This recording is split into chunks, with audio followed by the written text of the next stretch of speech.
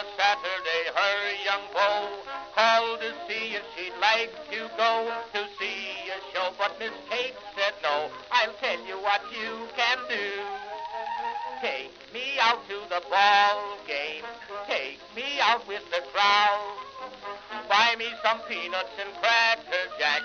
I don't care if I never get back. Let me root for the home team. If they don't win, it's a shame. For it's 1, 2, 3 strikes, you're out at the old ball game.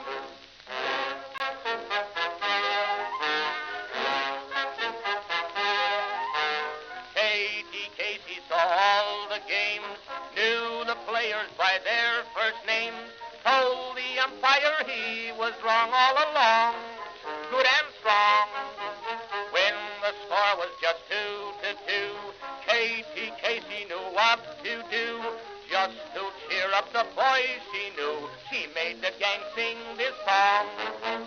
Take me out to the ball game, take me out with the crowd. Buy me some peanuts and cracker jack. I don't care if I never get back. Let me root for the home team. If they don't win, it's a shame. For it's 1, 2, 3 strikes, you're out at the old ball game.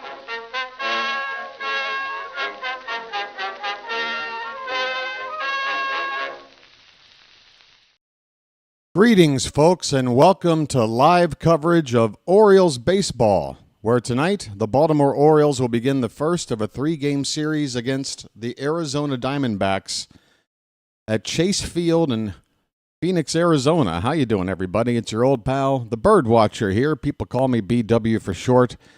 It's another night for Orioles baseball. I say another night. We've been playing a lot of day games lately to start the season, I guess I should say. I think this may be the third night game of the whole year. I'm enjoying it, this West Coast start time. I live quite far away, and it's like regular daylight hours. You see this over here, folks? That is sunlight. That is the daytime. I have turned off my ring light. I'm looking a little pink, okay? But I'm going to go with it because we don't have a whole lot of games out that start this late during the season, and I'm going to take advantage of it by keeping this light off. If I'm pink, I'm pink. You can call me Mr. Pink, all right? If you're a Reservoir Dogs fan, Mr. Pink. You know I don't tip. You know that this is the world's smallest violin playing just for the waitresses. You know the references, folks. Anyway, let me get back to the topic at hand. Folks, the Orioles are struggling, okay? We are struggling, but all hope is not lost. It's the first 10 games of the season. We've gone 4-6. We have yet to win a series. And things did not look so pretty yesterday in the loss to the Kansas City Royals. We need a response. The number one thing that had me pretty upset yesterday was starting Jorge Mateo in center field. I know it's really easy to react after Mateo makes a couple of misplays out there and costs the Orioles some runs. But, I mean, when the lineup came out, I'm like, yeah, I don't know about this. I don't mind maybe turning to Mateo as an emergency replacement or late inning replacement perhaps, but starting center fielder, we saw what that entails. It was not pretty. And I think you won't be seeing Jorge Mateo in the outfield. In fact, I was surprised, to be perfectly honest, that Jorge Mateo was still on the roster today. The main reason being, I'm looking ahead at the starting pitching matchups coming up. And it's just nothing but right-handers. We got 3 righties against the Diamondbacks. We got 3 again against Toronto. If you remember, we played a 4-game series. They got nothing but right-handers. And then at least the first game against Cleveland, another right-hander starts. So, like, the next 7 games is all right-handed pitching, which means when's Mateo even going to play anyway? Because right now, Ramon Arias is red hot. We're trying to figure out ways to get him into the lineup. And one of my suggestions, well, you could maybe DH Westberg for a game and get Arias in that way. And guess what? That's exactly what the Orioles are going to do tonight. Ramon Arias is in the lineup along with Gunnar Henderson, Jordan Westberg, Jackson Holliday. So all those infielders are getting into the ballgame. We'll talk about it. Let's get into it, folks, because first pitch is probably only about 5 minutes away. The pitching matchup tonight, we have our opening day starter making his third start of the season, Zach Eflin, a 1-1 record, 3.75 ERA. We're going up against the opening day starter, but not the ace, I guess, of the Diamondbacks due to a scheduling snafu. Corbin Burns is not going to be in this series. That's something to be happy about. Zach Gallen is no slouch, though. He is a good right-handed pitcher. He's got a 1-1 record, a 3.38 ERA. There's your pitching matchup. For the lineups, they look like this. For Baltimore, leading off playing shortstop, Gunnar Henderson. Adley Rutschman will bat second and do the catching. Ryan O'Hearn is going to play in right field tonight, and he hits third. Jordan Westberg will DH and be the cleanup hitter. Ced Mullins is back in the lineup after a day off. He's in center field batting fifth. Ryan Mountcastle hits sixth and plays first base. Heston Kjerstad is out in left field hitting seventh. Ramon Arias at third base hitting eighth.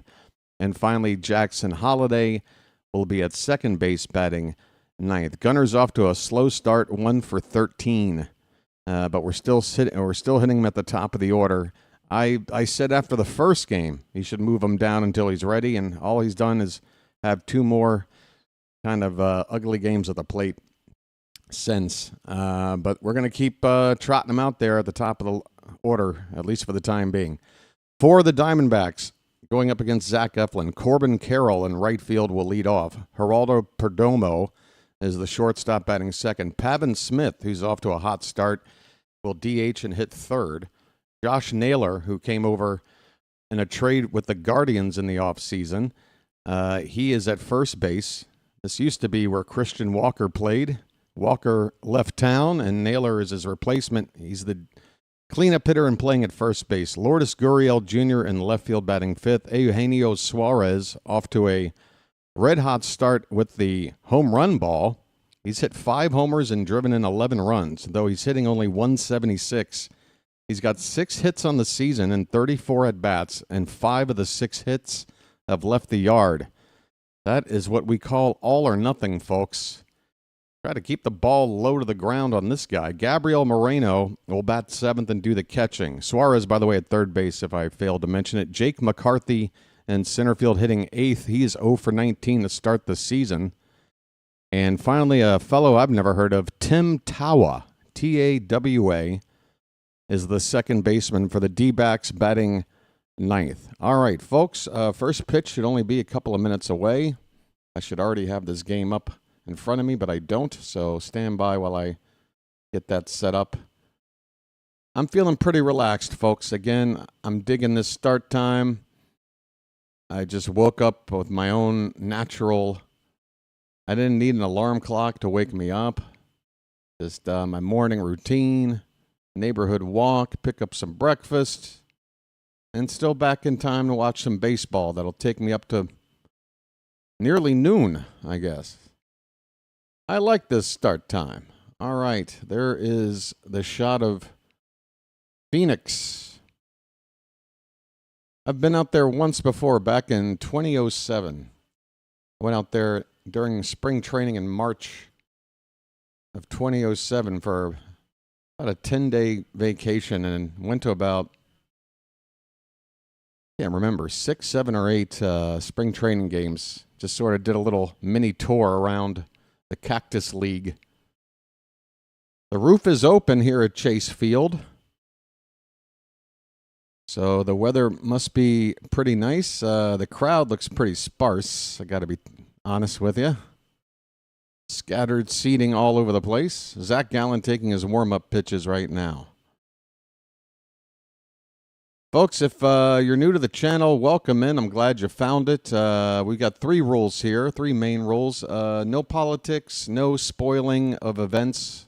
In other words, don't type in home run the second you see it before it's called by me on this microphone here. That'll get you into trouble. And the other thing is just, don't hurl personal insults at each other or at our players, please.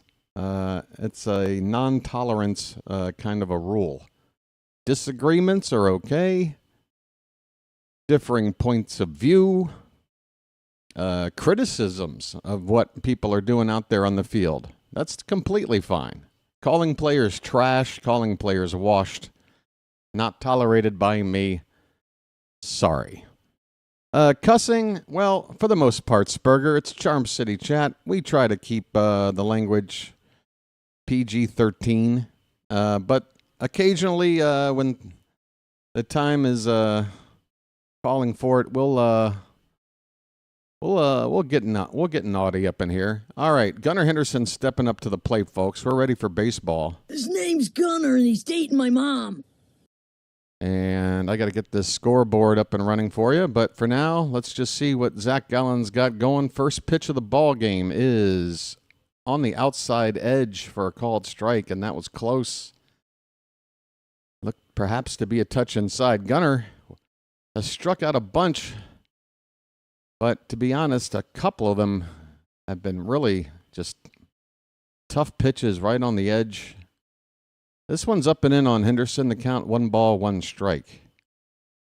Charm City Chat, welcome back. I hope you guys are nice and relaxed as Gunnar takes a called strike knee high on the outside part of the plate. I mean, what can we do, folks? We got a 3-game series out here. Swing and a miss, and Henderson down on a breaking ball.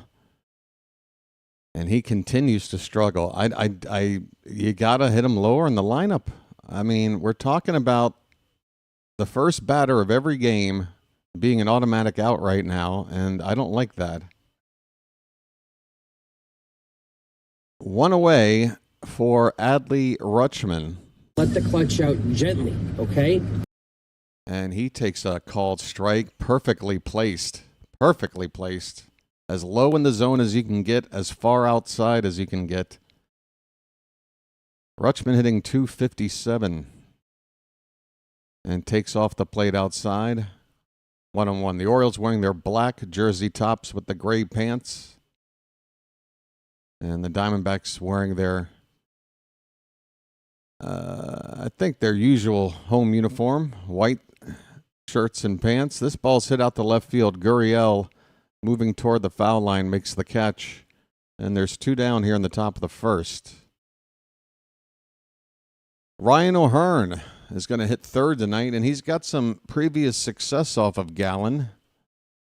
I had that stat up here before the game started, and now it's gone away. I think he's got like 3 hits in 8 at-bats, something like that.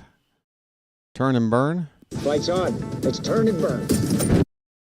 And he takes high for ball 1. O'Hearn hitting .273.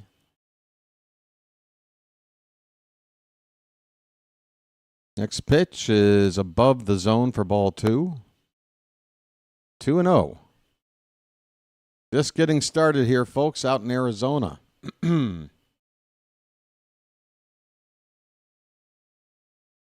is drilled by O'Hearn to right. Stay up. That ball is going to go! Bye-bye birdie! Ryan O'Hearn turns on a Zach Gallen pitch and parks it into the right field bleachers. 104.1 miles an hour off the bat. Turn and burn, my friend. 1-0 Baltimore. It's magic, you know.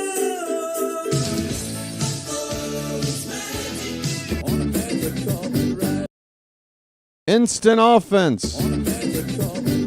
Instant 2-out rally.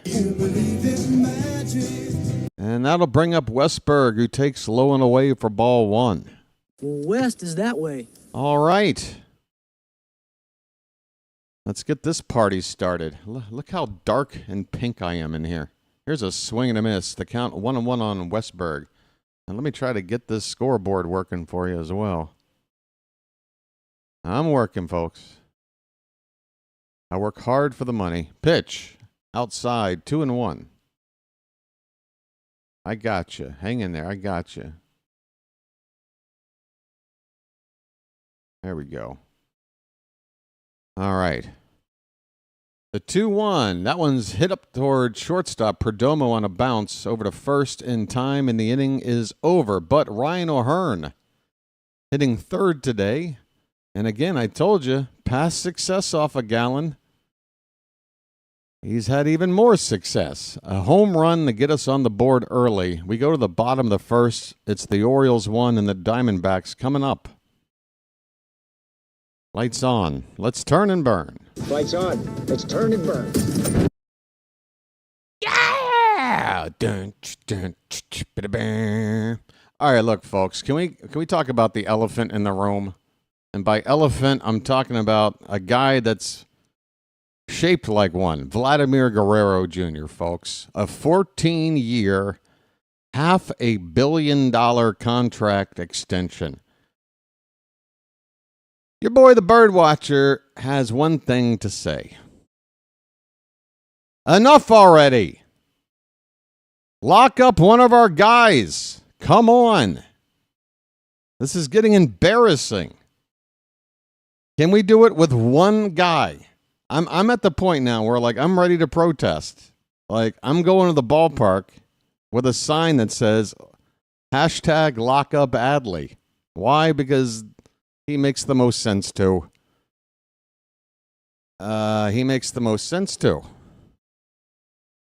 Based on his agent and his, time already with the team. He's sort of the senior of this new generation of Oriole players. Lock up Adley and enough pussyfooting around. I'm getting. Yeah, Toronto might have screwed themselves with that deal. It is a nutty deal. 14 years is insane. You look at a guy like Guerrero with his body type. Are you really expecting that guy to hold up for 14 years? Are you really expecting him to do more than DH for like the last 10 of those years? We'll see. But Baltimore doesn't spend money. Yeah, I know that's been the reputation.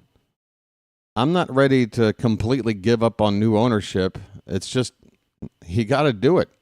And you got to make the fans happy. On the first pitch by Eflin, Corbin Carroll hits a comebacker, and Eflin's got himself as easy a first out as you can ask for. One pitch, a bounce back to Eflin. He throws to first, and there's one away.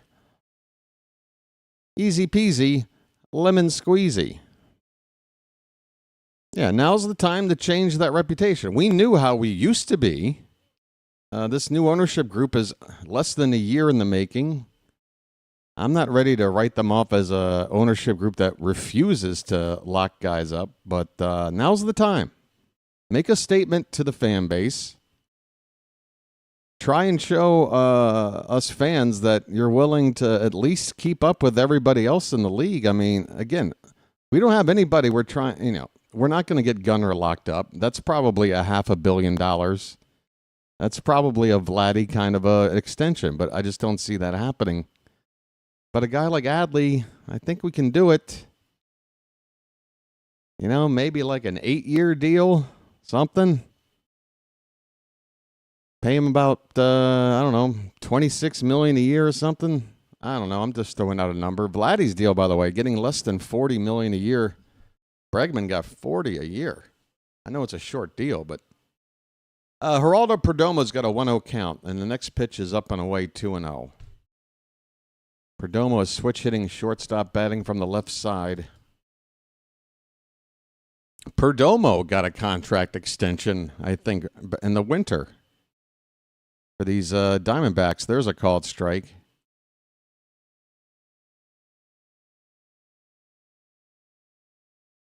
Yeah, no Ketel Marte in this lineup, correct? That's good for us. Here's a curveball that had to plate but dropped below the zone for ball 3. 3-1 the count on Perdomo. 1 out, nobody on, bottom of the first. That's what I'm saying. We got to make noise. Go out to the yard and be like, Here's a ground ball to first. Mountcastle will flip to Eflin, who comes over to cover the bag, and there's 2 down. Eflin involved in both the outs so far with the glove. He's got an assist and a putout. Who needs strikeouts when you can just field the ball. Yeah, Ketel Marte, perennial all-star, switch hitter. He burned us. I remember in one game back in Baltimore last year, he had like a go-ahead home run late, crushed us. Here is Pavin Smith, and he takes a curveball that looked pretty good to me. Had the bottom of the zone, according to that box that you see drawn onto the screen there, but we don't get the call. That one's off the plate. It's 2-0. Pavin Smith hitting .350. Hey, we got a JJ raid. Hello, JJ. How you guys doing? Welcome in, folks. This game's just getting started. Bottom of the first, the Orioles have a 1-0 lead on a solo home run by Ryan O'Hearn. Zach Eflin making the start here for the Orioles, his third of the season. He's got 2 down, nobody on, and a 2-1 count to Pavin Smith. And that pitch is outside 3-1. Make yourself at home, folks. Grab a snack, grab a drink. Infield shifted heavily as far as he can to the right for the left-handed bat of Smith, and there's a called strike 3-2. Third baseman Arias basically playing at shortstop, and Gunnar Henderson almost even with the second base bag. Payoff pitch. That one's hit foul. Still a full count. How's it going? Not too shabby. Again, folks, I'm feeling a little bit giddy today. My sinuses are a mess.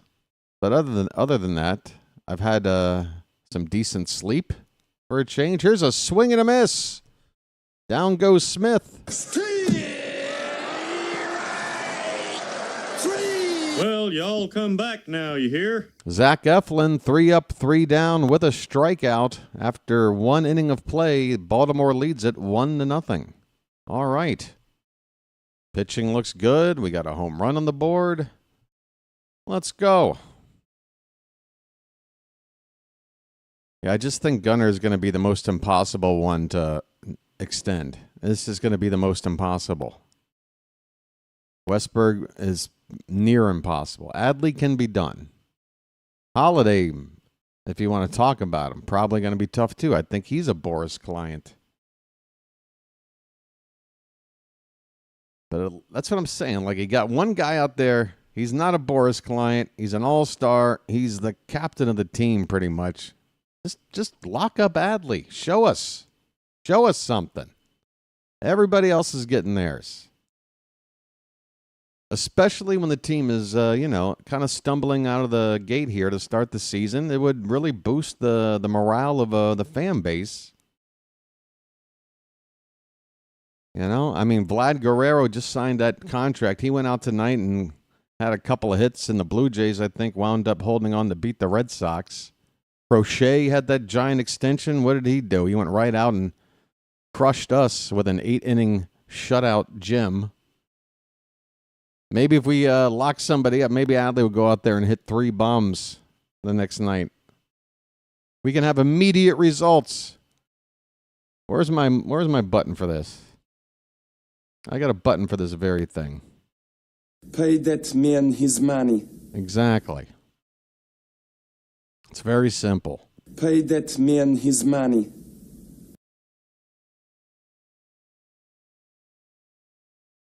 Jackson Merrill locked up. I mean, so many. Cal Riley locked up. Here we go. Said Mullins, folks. Vote said, now you know what to do. And that first pitch looked to be at the top of the zone for a strike, but it's called a ball. Mullins hitting .313.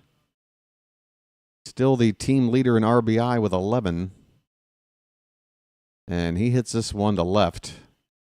And it could be a long run in trouble, but Gurriel finally, after maybe about a 40-yard dash, makes the catch.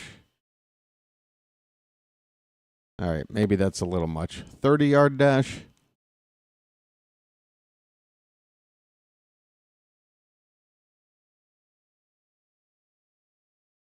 I don't even want to think about that. Hey there, Scott. It's great. 1 out. Here's Ryan Mountcastle, who takes the first pitch to this umpire. Okay, mount up. Has missed about 5 or 6 every close call he's missed. He's at least being consistent in his inconsistency. That's off the plate for ball 1. 1-1 on Ryan Mountcastle, who had 3 hits yesterday. The lone bright spot. Not bad for a guy who's apparently washed up. The 1-1 pitch is swung on a missed 1-2. Mountie hitting .324. Again, not bad for being washed up.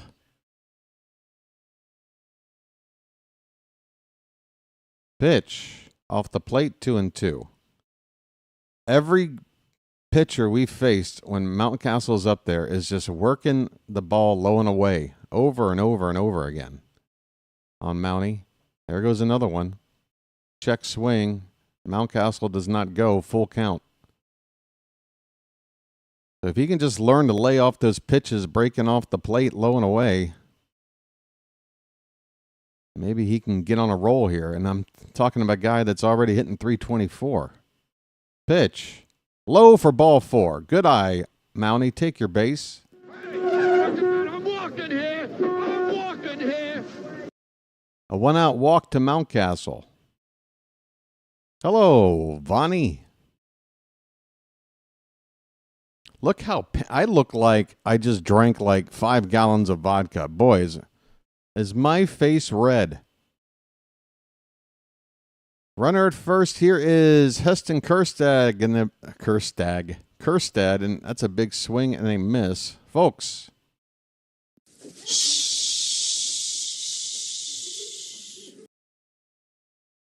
0-1 on Silent J. That ball is fisted foul off to the left. 0-2. Pitch up and in.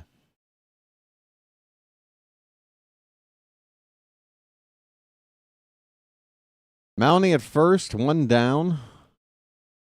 0-2 the count on Kjerstad. We're in the top of the second. Pitch. That one's up, but Kjerstad goes up and gets it and hits it to the opposite field on the ground for a base hit.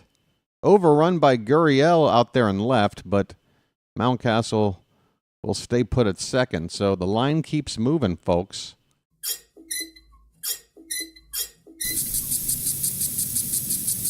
Kjerstad aboard with a hit. And I believe it's time for Ramon. I have a brother. Ramon Arias. Looks like I've been bobbing for apples in boiling hot water. Well, thank you very much. Yeah, I've got 3rd-degree burns, folks. It's hot out here. Arias' first pitch. Swing and a miss. He chased one off the plate. Ramon hitting .370.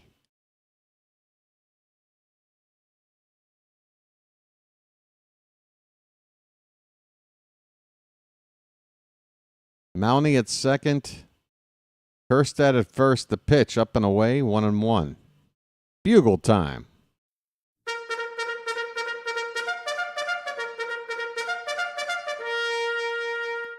What's that, Charm City, Chad?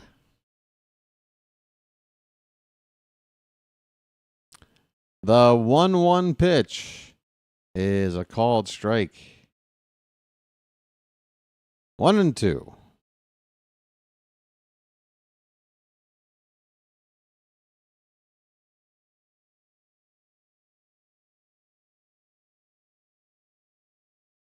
Gallen from the stretch and the pitch. That one's up, and Arias hits it to first. Naylor goes to second for 1. Back to first. Safe. Arias able to beat out this would-be double play ball. It'll be a fielder's choice. Runners at the corners now with 2 down. Close play at first. There could be a challenge. And there could be a reason to challenge for the Diamondbacks. That's close. We'll see if they challenge. They will. And they might win this. If they do, the inning is over. I need to look at it one more time, but it looked like maybe he was out to me.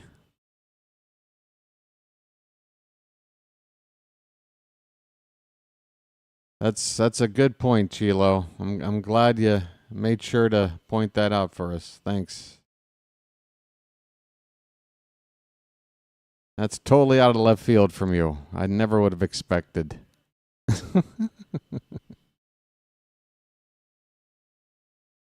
Boy. I mean, he looks out to me. You can see, like, the inside of the mitt, like, shake. Runner's out. And the inning is over. Arias does indeed hit into a twin killing. And that'll do it here in the top of the second. Diamondbacks win the challenge. We go to the bottom half of the inning. It's the Orioles 1, the Diamondbacks nothing. You all right there, Dingleberry? Dingleberry having a laughing fit. All right, well. What you gonna do? It's what we like to call in the mathematical industry an aberration, okay? An aberration.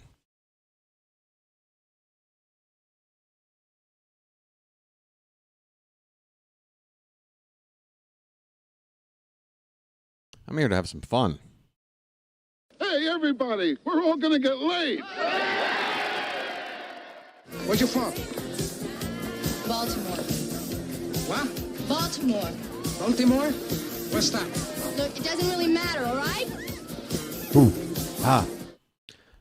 One other piece of news that's not too fun to share, but Albert Suarez has been moved on to the 60-day disabled list. So obviously his issue more serious than we thought. He's going to be out for months. Months and months. Couple of months. 3 months. We'll see. No Albert. Hey, you watch me every day. But I'll tell you who I'm keeping my eye on, folks. If you're thinking to yourself, my goodness, the Orioles cannot find a good arm that we can depend on. There is one that is making some noise in AAA right now. We watched him pitch in spring. To me, he looked a little rough around the edges, not too polished, but Brandon Young.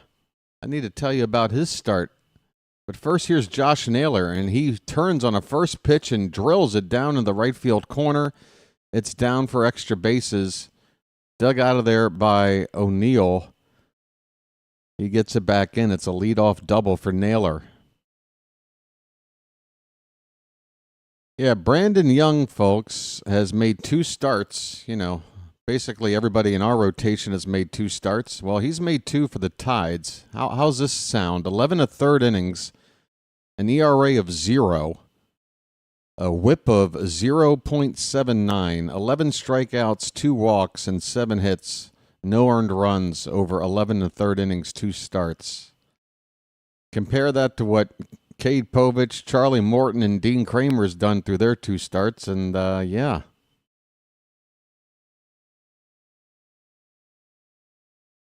You know, we need to find an arm to help out this rotation. Right now, we've got 60% of this rotation pitching questionable at best between Povich, Kramer, and Morton. I said we need to give them all 3 starts. I still feel that way. It's one more trip through the rotation. But if another guy has a 3rd straight clunker, I'm ready to kick the tires on this Brandon Young guy and see if he can help out the team. We need to figure this out. We need at least 3 of the 5 arms in a rotation at any given time being better than a 50-50 shot at giving us a good start. Right now, we don't have that. This pitch is popped up by Gurriel to left. Kjerstad has it for the first out. Naylor holding on at second base. So good to keep him stranded there to get the first out. Now, when you look at, you know, the situations, it all comes down to contracts and experience. Charlie Morton is going to get more of a leash than a guy like a Cade Povich. If Povich is struggling and you want to try out Young, you can just send Povich down and bring Young up. Maybe Young doesn't have a great start. You bring Povich back. You got that flexibility. Suarez gets into one to left field. That ball's going to stay in the yard. Mullins on the edge of the track makes the catch. Naylor will tag and go to third, but there's 2 down now. And again, Eugenio Suarez, just 6 hits on the season. Just 6 hits, but 5 of them have left the yard. So we're happy to just keep that one in the park because that was hit right to left center field where he's been parking all those home runs.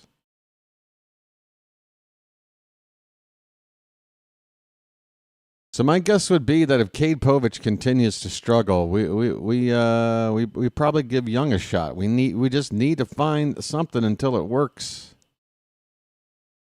This pitch is low and away to Gabriel Moreno. He's off to a nice start, batting .292. Known more for his glove than his bat, but he's off to a nice start. There's a called strike, 1-1.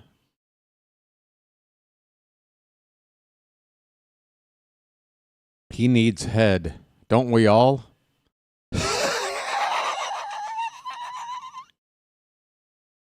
Yo, BW, just got done with the Sixers game, and now I'm going to go watch the college finals, but I do a channel redirect. I appreciate it. I saw that and acknowledged. Thanks so much, JJ.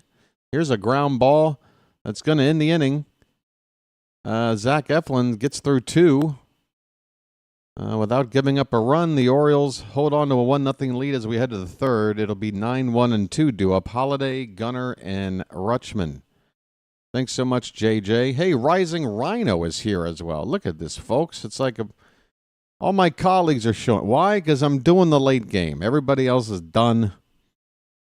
Hanging out with the colleagues. We got Rhino in the house. How's it been for you, Rhino? Oh, no, not the bees! Not the bees! Ah! Oh, my eyes! My eyes! Ah! Wow. Jeez, Rhino, I hope you're okay. Are you allergic to stings or call an ambulance? What's going on over there, man? Huh? What happened?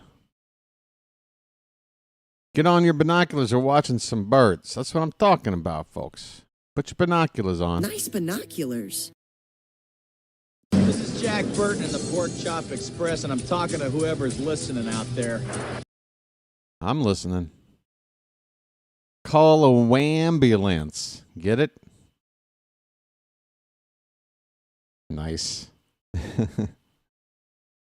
I'm Mr. Pink. That's right.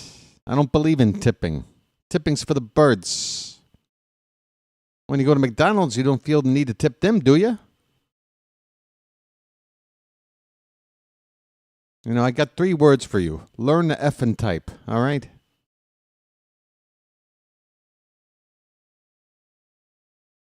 Screw sides, man. What we need here is a little bit of solidarity.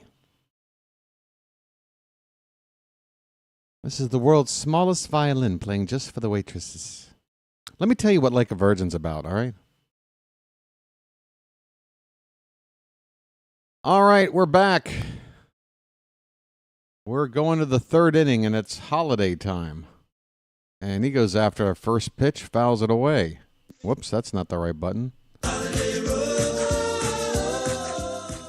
Jackson Holiday's hitting .333. I don't think we're talking about this enough. Pitch, outside, 1-1.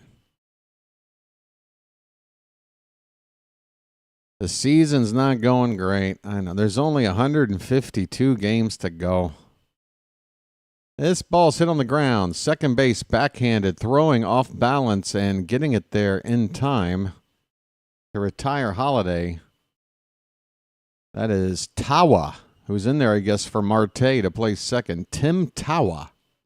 T-A-W-A. What do I know about him? Nada. I know nada about Tawa. I got the Tawa. Gunnar Henderson takes low for ball 1. Okay, Gunnar, look. His name's Gunner, and he's dating my mom. Enough is enough. A broken clock is right twice a day. Just put the bat head on the ball. Can we make contact, please? 1-0 pitch. That one's lined, and a base hit into right field. Gunner's listening. It's cut off, but Gunner's going to try for 2. The relay throw is not in time. It's a hustle double. And perhaps, just perhaps, Gunnar Henderson's bat is alive. It's alive, folks. Give my creation. Life! Life, do you hear me? Give my creation life!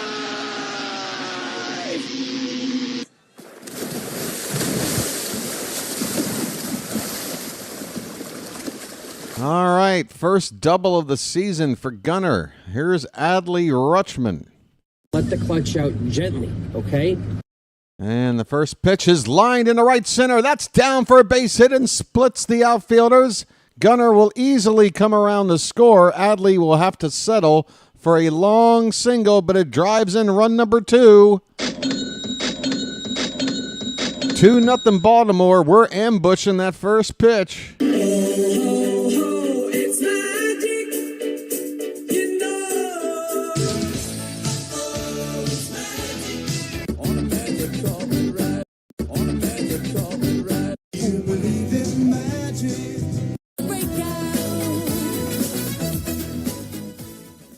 Ryan O'Hearn, who homered in the first, is up here now with 1 on, 1 out, 2-0 Orioles. Rutschman at first base after that RBI single. Lights on. Let's turn and burn. Pitch. Taken low, 2-0. So O'Hearn now is something like 4 for 8 off a Gallen lifetime with at least that 1 home run. He's got his number. Pitch. Taken at the bottom of the zone. That looked like a splitter, perhaps. 87 miles an hour with some dipping action. 2 balls, 1 strike. I don't know if his Gallen even throws a splitter. What is it? Oh, that was a changeup. Okay. I get those 2 pitches confused sometimes, folks. That ball's golfed in the right by O'Hearn. That ball's going to bounce off of the wall in the corner. Rutschman's hitting third. O'Hearn will stop at second. We've got second and third, 1 out. Splash it up, folks. We're hitting the ball hard.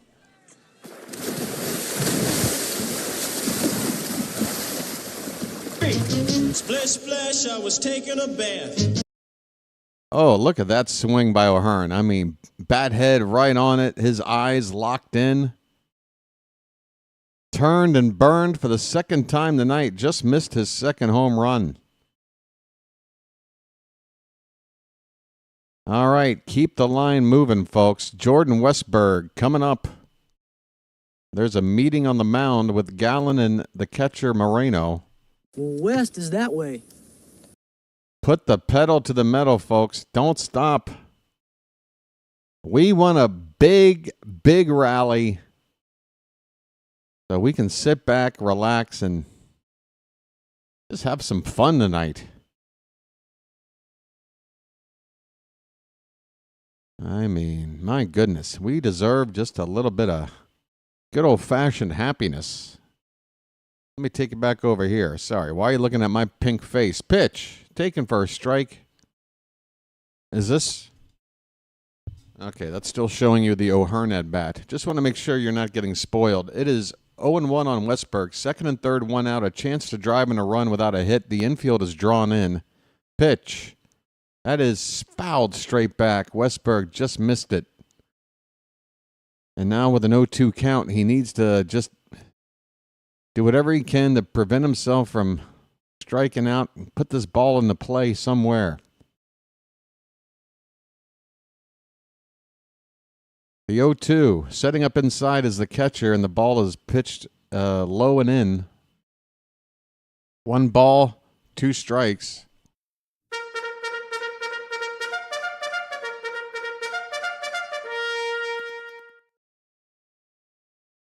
Pitch. Curveball low. Westberg laying off. 2-2. Come on, Charm City chat. Let me hear ya. Make some noise now. We got a 2-2 count. Pitch. Hit fisted toward third. They're going to go home, and they're going to get the out.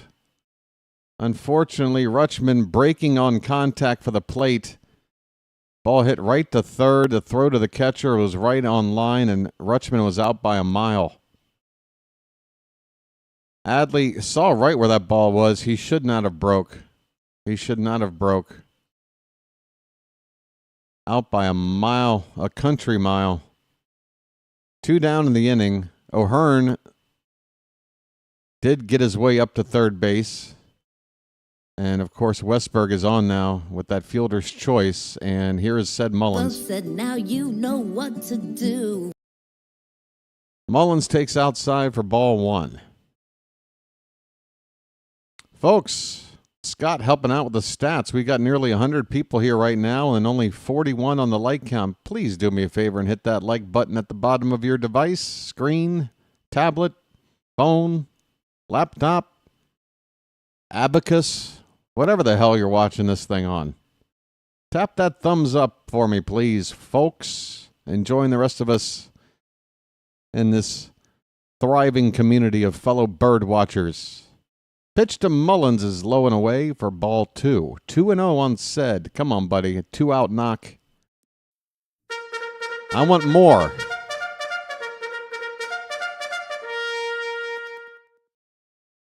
I want more. 2-0 pitch. Oh, he swung at ball 3. Thought he was getting a heater. Got a breaking ball, and Mullins way out in front. 2 balls and 1 strike.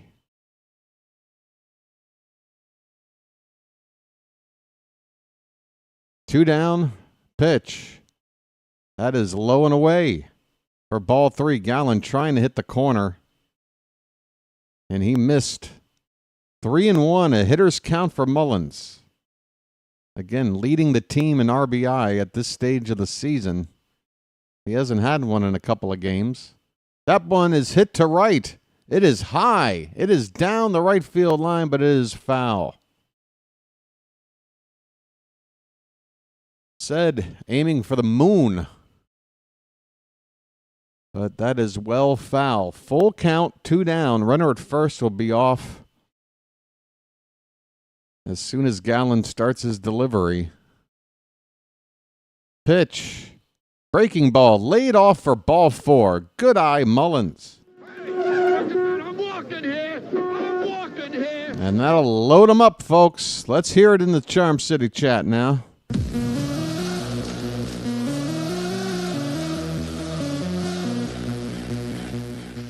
Diamondback pitching coach coming out to have a mound meeting with the entire infield as they talk about this situation. The Orioles have a 2-0 lead, a run in the inning, bases loaded, 2 down. And coming up to hit next, who you got? How about a guy by the name of Mr. Wash Up? Okay, mount up. No, not mount up, wash up. According to one of our supposed fans out there. All right, folks. I like it. A cherry on top of the inning. Let's clear these bags. Like I'd love to clear my sinuses. Here's the first pitch, and taken low and away. Once again, folks, everybody pitches Mountcastle low and away. Now that I've told you, you can't not see it. It's up to Mountie to just lay off those pitches. I have hardly seen anything thrown in the inside half of the plate to him all season. They've set up inside here, but it's up and in for ball 2. Let me see a strike on the inside part of the plate.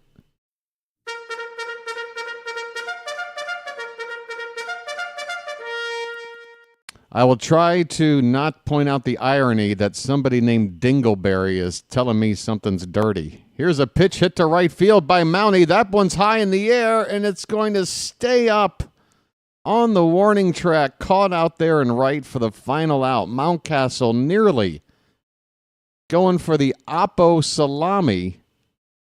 Coming up short. Man, the Orioles really did a lot to Gallen in that inning, and we only got the 1 run out of it. Felt like it ought to have been more. Hopefully we'll just keep plugging away and chipping away and add to this lead. We go to the bottom of the third. It's 2-0 Baltimore. Thank you, Chilo. Thank you for that.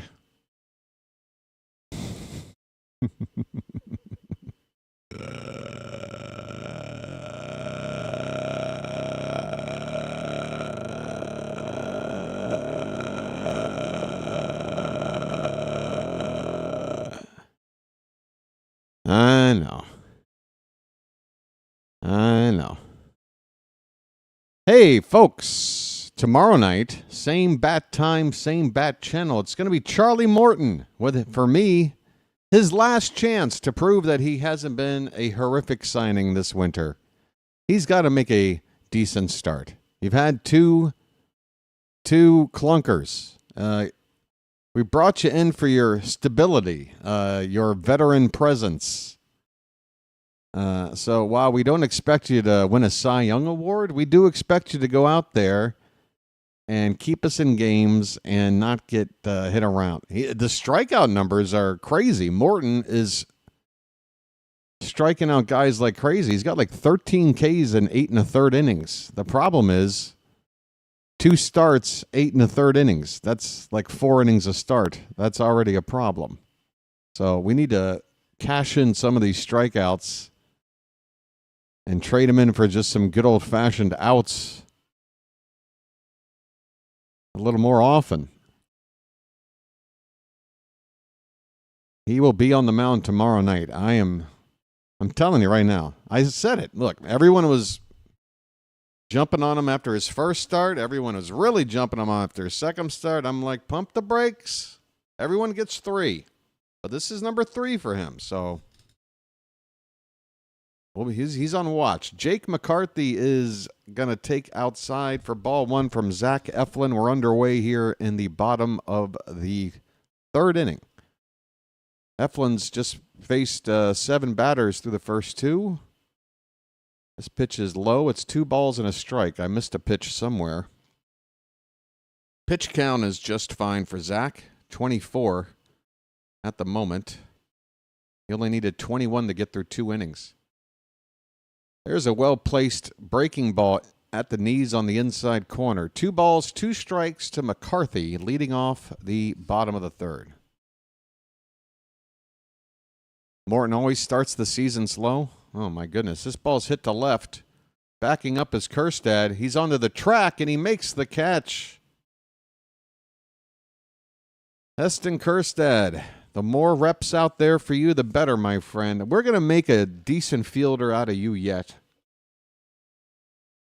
I got a feeling Kjerstad will get better. I don't think he's ever going to be great out there, but we're going to make him better than has been to start his career, I think. All right, we got up now who? Number 9 hitter, Tim Tawa. I got the Tawa. He's hitting 250 in limited action. So I'm going to guess he's either 1 for 4 or 2 for 8. Possibly 3 for 12. It's one of those. It's got to be. The 1-0 pitch is hit on the ground. Third base, backhanded by Arias. Throw across the dime. It is straight and true for out number 2. Look at that. I'm a poet and I didn't even know it. By the way, Ramon rocking a purple glove. Has he always had this? I don't recall Ramon rocking a purple glove like this. Oh, it's working. 2 down, back to the top of the order for Corbin Carroll. He had a comebacker to Eflin to begin the game in the bottom of the 1st. And he takes inside for ball 1. Corbin Carroll, he's got a lot of really positive attributes to his game. sort of in the mold of a Bobby Witt Jr. if he were to play in outfield. He can hit for average. He's got some pop, and he can definitely swipe a base on you. But he's no Bobby Witt Jr. He's definitely a tier below for me. He did win Rookie of the Year. I believe the same year Gunnar won his. So 2 seasons back, right? And he was part of that team that rookie year that won the pennant for these Diamondbacks. 2-1 pitch is hit into left center. That is down for a hit. Mullins is going to cut it off. Let's see if Carroll tests the arm. He will. Here comes the throw. It's in, and Carroll is safe. Oh, if Mullins just had a little more juice on that arm. The throw is accurate. It's a bang-bang play. I'd like to see a replay just to be sure. But Eflin leaving a curveball on the outer half of the plate. A little too high up, and Carroll able to just serve it out to the opposite field. And again, it's that speed of his that's part of his game. It is that Bobby Witt Jr. kind of peskiness. That's his 4th double already. And no replay, no challenge or anything. So he's safe all the way, apparently. Curveball to Perdomo for a strike. Carroll's at second base with 2 down. Perdomo 0 for 1. And a fastball that will get an appeal on a check swing, no swing. 1 ball, 1 strike.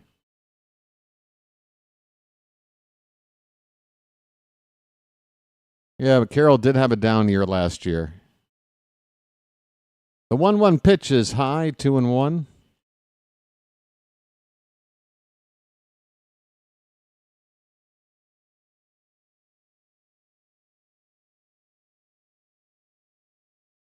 Two balls, 1 strike.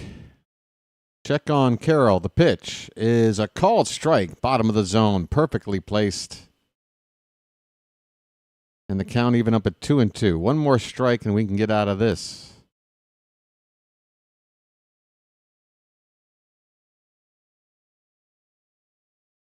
Come on, Natalie. Give Zach the right sign. 2-2 pitch coming. Here it is. Inside. Full count. You got the number 3 hitter waiting on deck. But it's Pavin Smith. It would normally be Marte.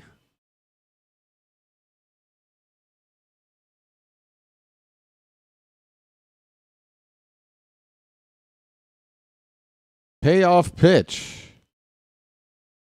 Here it comes. That is just fouled away. A high fastball hit right back behind home plate. Okay, come on, Zach. You got to put away pitch in there somewhere.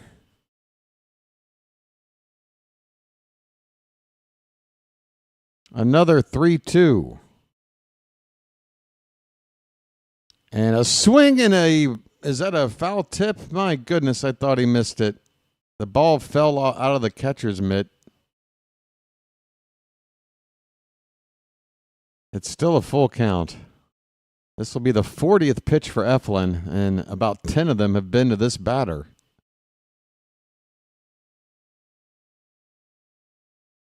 Pitch.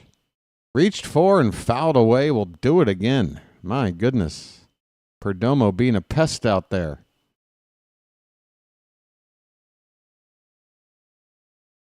Eflin got the first 2 out in the inning and then a double by Carroll, and now an extended at-bat here for Perdomo.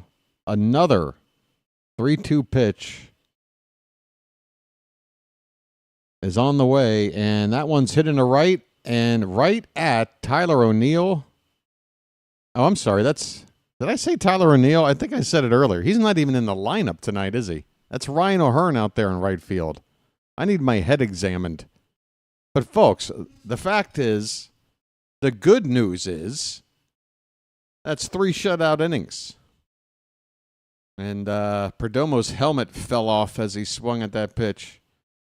Why the hell did I say Tyler O'Neill earlier? I don't know, folks. I haven't even had a special lucky yet. All that's about to change. I mean, you know, I'm a Lucky Strike fan from way back, so. Yeah, I love it. Well, you know, I get an MRI about twice a week.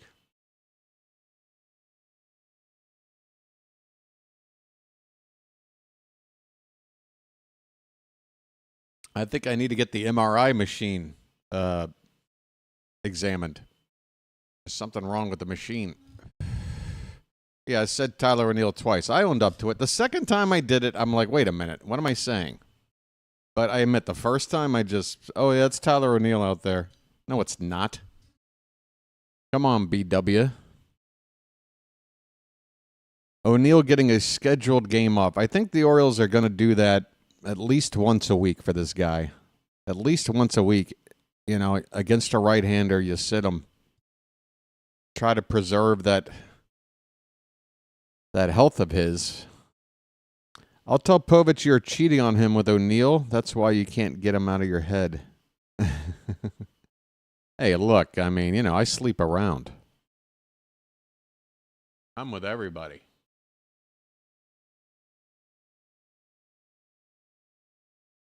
But I'm not a home record. Yeah, BW, it's got a double meaning. You can call it Baltimore, Washington, because I'm from PG County, right smack dab in between. Or it also stands for Birdwatcher. You see that, folks? You see how much of a genius of a marketing idea it is to go by BW? Here is Heston Kjerstad. 0-1 pitch is a curveball low for ball one. 1 ball, 1 strike to Silent J. And this pitch is low. 2 balls and 1 strike.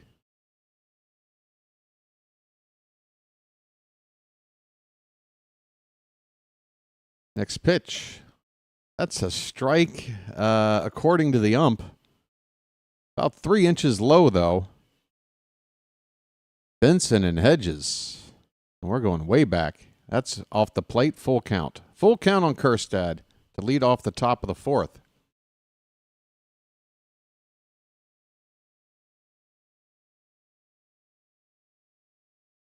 Hit on the ground, first base, Naylor. Oh, it's a foul ball. Must maybe hit off his foot or something. It was fair when Naylor fielded it.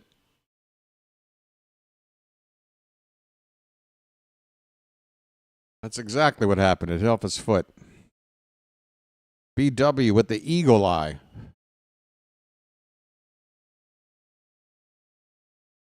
Payoff pitch to Kjerstad. Hit in the air to left. Going to hang up there and be caught by Gurriel for the first out here in the top of the 4th. Gallen up to 60 pitches. So he's basically had to throw about 17, 18 an inning. Ramon Arias. I have a brother. Yeah, that's the smoke of this joint right here. That's what that is. 0-1 the count on Ramon. Make it 1-1 on a pitch outside.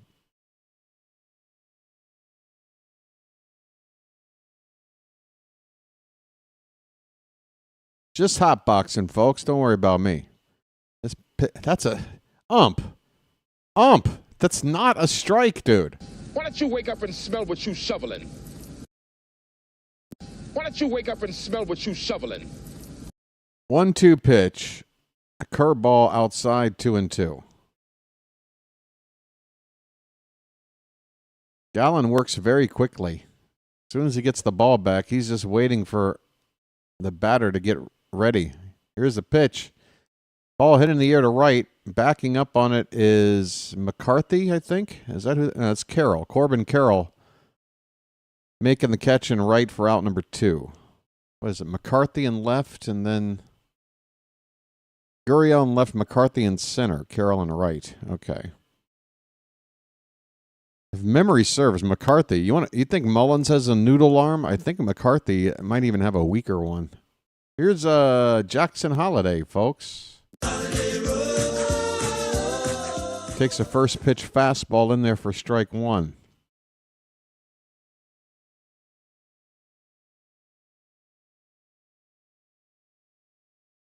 There is a pitch just off the plate outside. 1-1 the count. Holiday 0 for 1. Average still healthy at 323. We're now getting at the point, folks, where swing and a miss, 1 and 2. The averages aren't fluctuating like crazy from one at bat to the next. The Orioles currently have O'Hearn at 333, Westberg at 282, Mullins at 303, Mountcastle at 314, Kerstad at 300, Arias at 345, Holiday at 323, and O'Neill, who's not in the lineup, is hitting well over 300 as well. Jackson Holiday takes a called strike 3 to end the inning.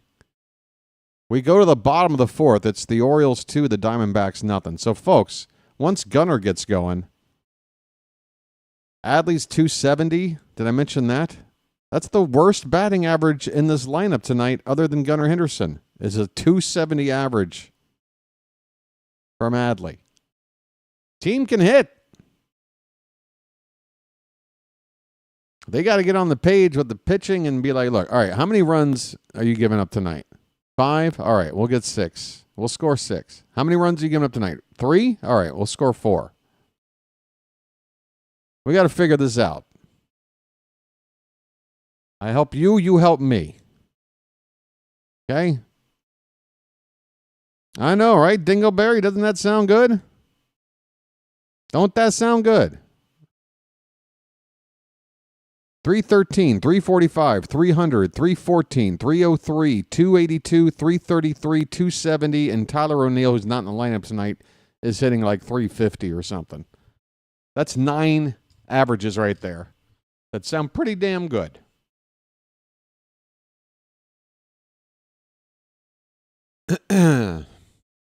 I feel like the O's took a lot of pitches and made pitchers pay for their mistakes in 2023, but in 24 and to start 25, we swing way too much and don't make pitchers go deep in counts and up. Yeah, Tom, I think it's sort of a...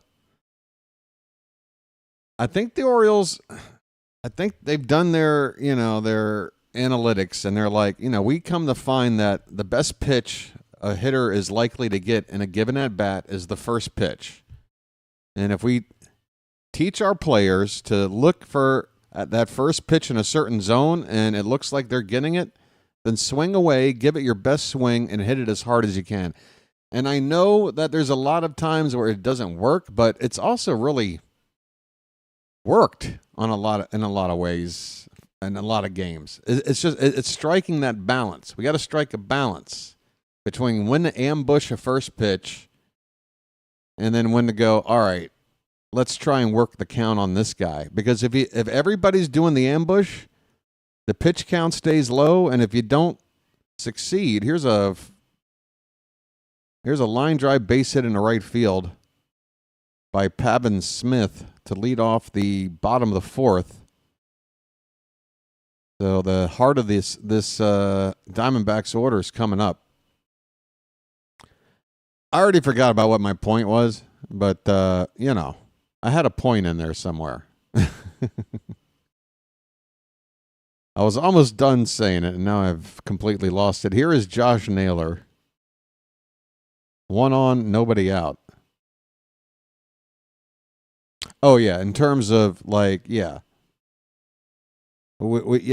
do need to take more pitches. We just got to learn, It's like playing cards. You look at the hand you're dealt. Sometimes you're like, you know what? I'm not even going to see a flop with this hand, and you just fold immediately, And sometimes you're like, you know what? I don't even care if this is going to be the best hand. I'm going to play it like it's the best hand. My chips are going in. I'm pot committed. I'm going to ambush this hand right here. I'm always looking for poker analogies. I'm a bit of a card degenerate. 2-0 the count on Naylor. All right, we got to lock in here. We need a strike. That ball's hit on the ground hard and past Holiday in the right center field. Smith will hit third base, And Mullins, what are you doing out there, man? Pick up the ball, dude. We just gave up an extra base. As said, Mullins failed to pick up the ball cleanly, and Naylor moves up to second. It would have been first and third. And what are we doing, man?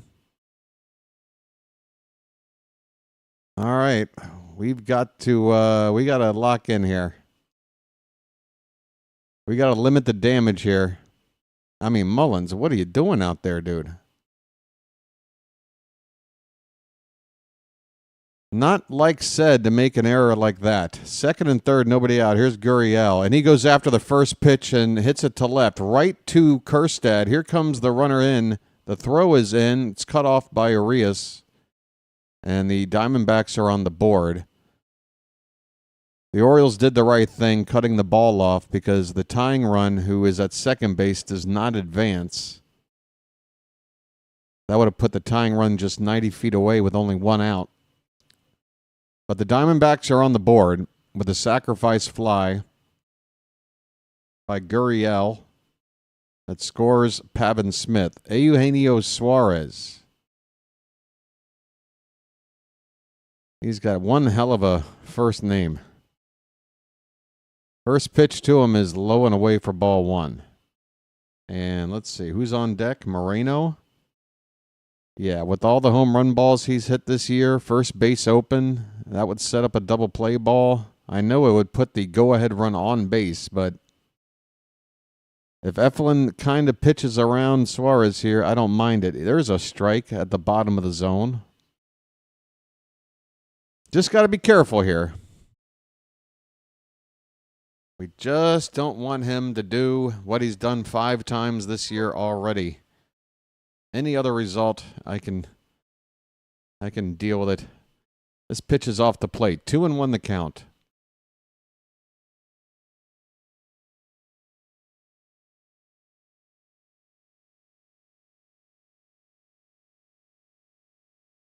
It really is amazing, the thought process. I'm not even going to address it. Swing and a miss, and the count is 2-2. Somebody else in the chat already addressed it anyway. Thank you. I mean,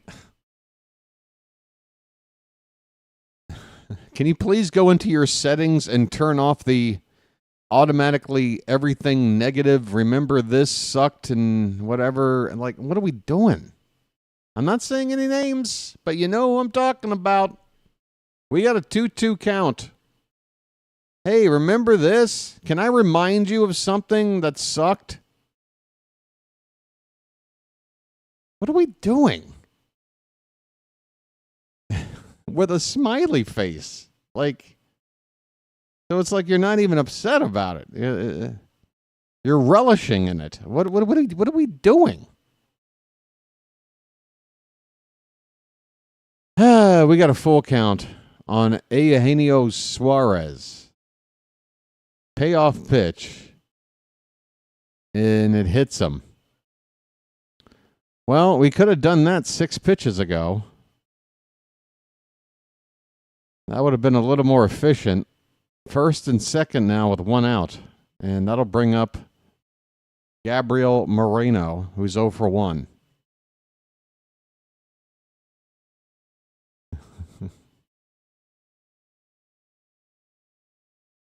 Well, like I said, if you put him on base, you got a chance to get out of this. I think the percentages are in our favor, but it's still a risk. Again, you're putting the go-ahead run on base, so you gotta now bear down and get the job done. It is Moreno at the plate, first and second, 1 out. The Orioles clinging to a 2-1 lead in the bottom of the 4th. First pitch is right in there for strike 1. Sure, I'm doing okay.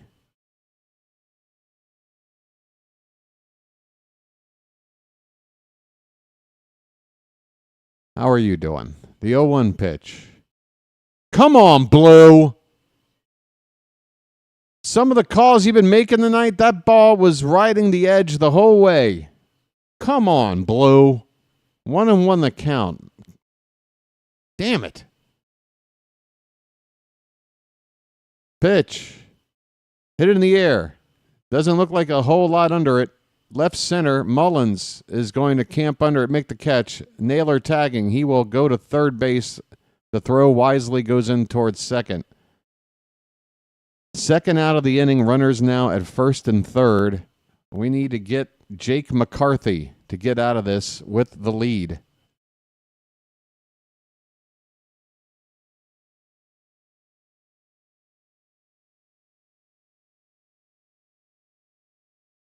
All right, Zach. 57 pitches now.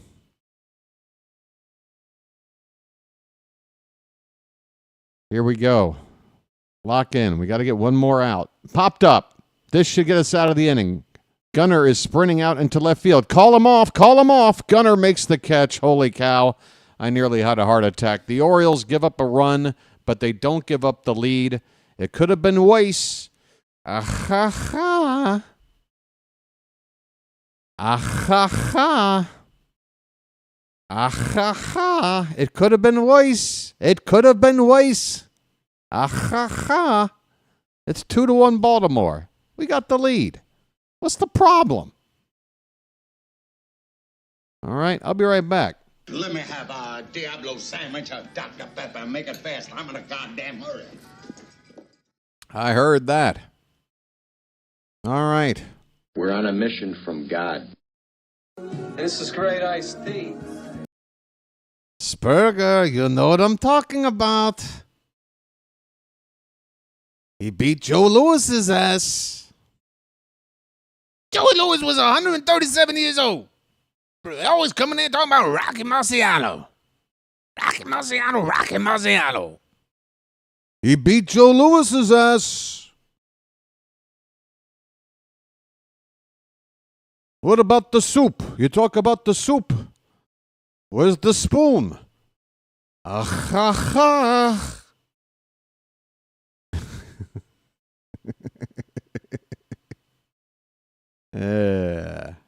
I'll be right back.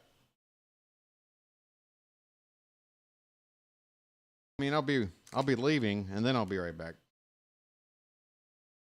You know? Come on, folks. Loosen up. How we doing? Look at this Arizona night. They play in a shoebox. Look at this ballpark. What is this thing? All right, hold on a sec.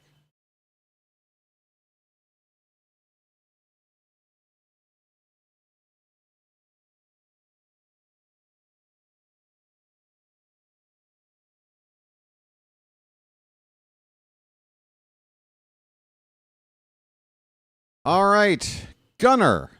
First pitch is high for ball one. You might have heard of this guy. You might know about his love life. His name's Gunnar and he's dating my mom. That's all we know. 1-0 pitch. Drilled. No, not drilled. Swung on a missed. My God, I thought Gunnar just turned on a pitch. He missed it. And so did I. Take it back over here. 1 ball, 1 strike. Gunnar 1 for 2. Had that double his last time up. Pitch. Check swing. He went around. Not a good one there from Gunnar.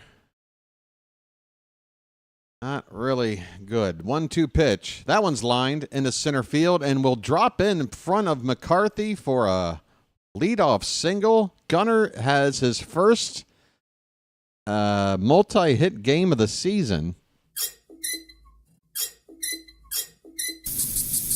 Folks, is Gunnar back? Is one of the runners-up to the AL MVP last year now hitting his stride along with everybody else? Look out, folks. Chilo, how about you leave my Spurs alone, all right? Sure it isn't helping. I tell you what, Chilo, you start a channel and you wear what you want. And you talk about how everything is going to shit. And I'll watch you do this. All right? I'm really getting annoyed with it, Chilo. You say just kidding, but it's like it's just constant. Can we have some kind of interaction that isn't either crapping on the team or teasing me? Like, holy Toledo. Do you even recall the last time we've had one of those interactions? We got a 1-1 count on Adley Rutschman. Let the clutch out gently, okay? I don't remember you behaving like this last season. I don't. What happened? What are you doing?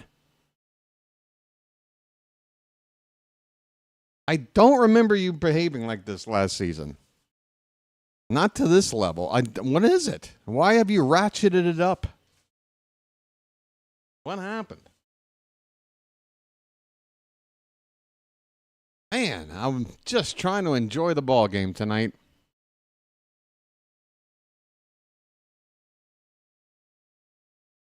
Talking about my Spurs now. Here's a called strike to Adley. Like if everything was already kosher, like I would probably just laugh it off. But it's like with you, how can I not? It gets under my skin because again, every interaction. Can we have a decent one, please? I'm begging you at this point. I'm begging. 1-2 the count on Rutschman. I'm leaving it alone from here on out. All right, pitch. There goes the runner, and Henderson is in there with his first stolen base of the season. Because I know whenever I go off like this, I'm making the rest of the audience uncomfortable. People probably leave. People probably say, I don't want to deal with this guy anymore because he's constantly dealing with nonsense. And I don't want to do this anymore. So I'm done. That's it. 2 balls, 2 strikes. Bases empty, nobody out. Runner at second base. Adley Rutschman at the plate. I'm locking in. Pitch. That is inside for ball 3. We got a full count. Here's a bugle.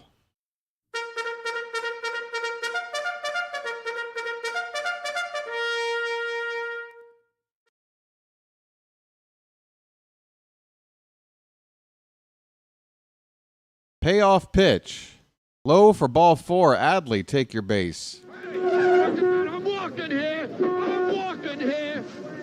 Well, this is good. Zach Gallen is not being his typically very, very solid self tonight. I'm sure I could have worded that a little bit better, but he's about to throw his 80th pitch. There's nobody out in the 5th and 2 men on base. Here is Ryan O'Hearn and a chance to try to add on to this lead. Lights on. Let's turn and burn. He takes inside ball 1. So right now I'm noticing in this inning, not so much trying to ambush. We are starting to take some pitches, and Gallen's pitch count is getting up there. So we're showing a nice little mix, I think, so far tonight, and I think that's the recipe to making this offense work. Some guys go up there to ambush. Other guys go up there to try and work the count, right? You can't do the one thing all the time. You need to mix it up. That is my diagnosis. 1-0 pitch is high, 2-0. Charm City Chat.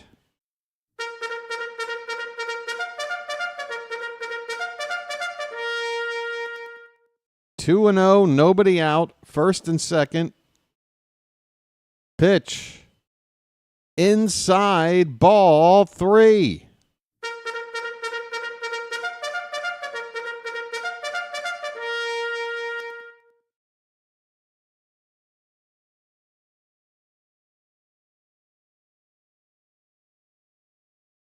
The 3-0, taken all the way for a strike.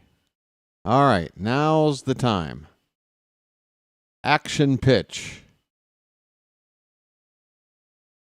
Nobody out. You got Westberg on deck. A 3-1 pitch. That one's chopped on the ground slowly, though. There's only going to be one play. And, folks, it is a productive out. The kind of productive out your boy's constantly craving in these situations. If we can't get a hit, you do this. You move 2 runners up You take the double play out of order. You got a guy 90 feet away with only one out. And a chance for Jordan Westburg to add on to this lead here now. One down, second and third. Come on, Westy. Well, West is that way. And the infield also has come in. So all signs pointing to something positive here. First pitch is outside, ball one. Come on, Jordan. I know you're clutch, my friend. Can do it. Curveball low, 2-0. Folks, get hype. Come on now.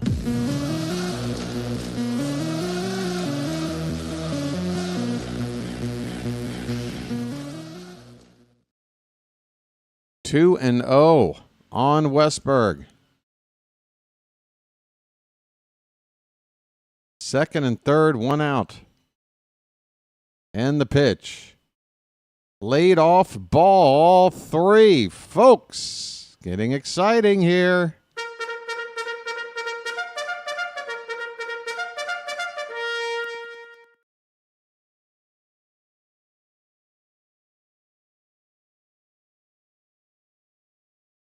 (3-0) inside ball 4, bases loaded, folks.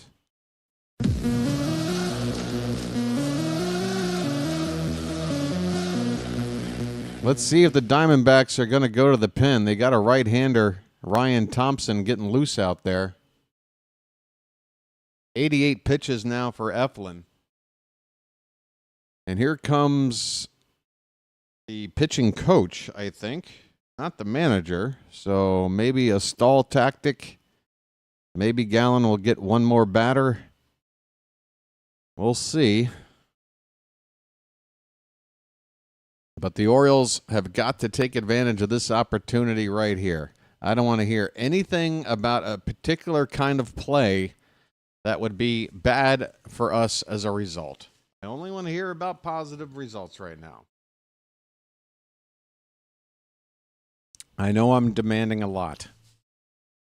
Mound meeting is getting broken up. I'll be right back.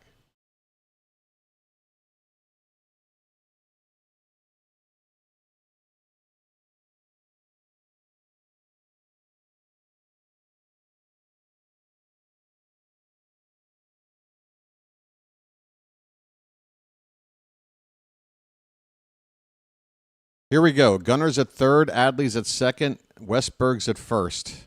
First pitch to Ced Mullins is up and in for ball one. Well said, now you know what to do. All right. Come on, Ced. You know what to do, all right. Leading the team in RBI and a chance to add on several more. Pitch. Outside ball 2. Gallen cannot find the zone.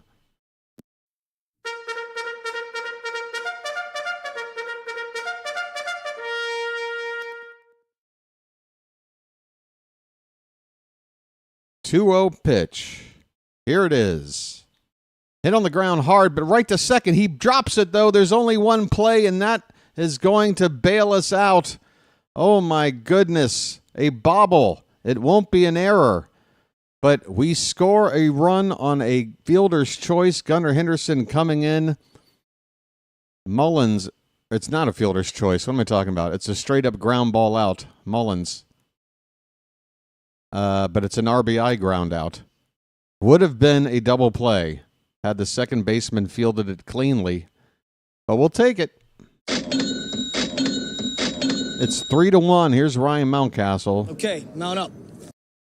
Second and third, 2 down. Yeah, I know. I look extra. It's because it's yeah. You want to see what it's supposed to look like? We got a 1-0 count on Mountcastle.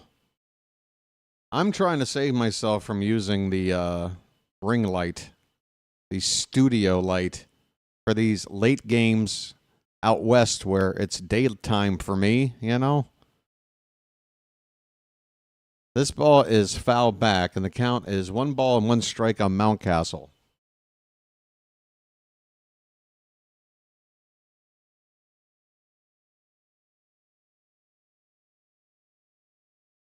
Want the professional look? Here. There. All right. Better? This pitch is fouled back. 1 ball and 2 strikes. I don't know. I look slightly more human now. But now I got the... You see, I'm turning it off. I'm just turning it off. I don't want to deal with it today. You'll have to tolerate my pinkness. We got a 1-2 count. Pitch. In the dirt, 2-2.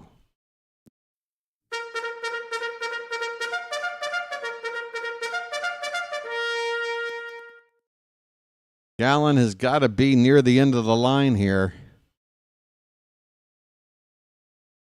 95 pitches so far. 2-2 the count. And the pitch. 1 lined up the middle and a base hit. This should score a pair. Adley is in. It's a lob throw in from McCarthy. He's got a noodle arm. Westberg scores a 2-out, 2-run single by Mr. Washed Up. It is 5-1 Baltimore.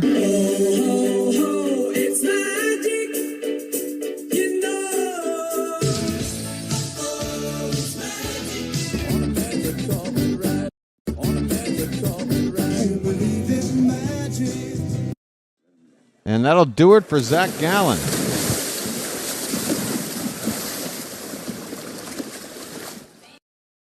The D-backs go to the bullpen.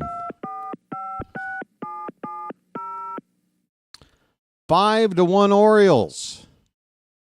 How about that? Well, now this looks really bad. What happened to... Now the illusion of the green screen is suffering after my latest... What happens here? Let's do some testing.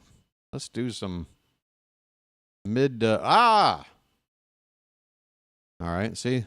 That looks a whole lot better, doesn't it? How you doing, everybody? The Orioles are ahead 5-1. Zach Eflin's been doing pretty good. The bats are looking pretty good. Gunnar Henderson looks like he's back. We've got some reasons to be, kind of happy for tonight.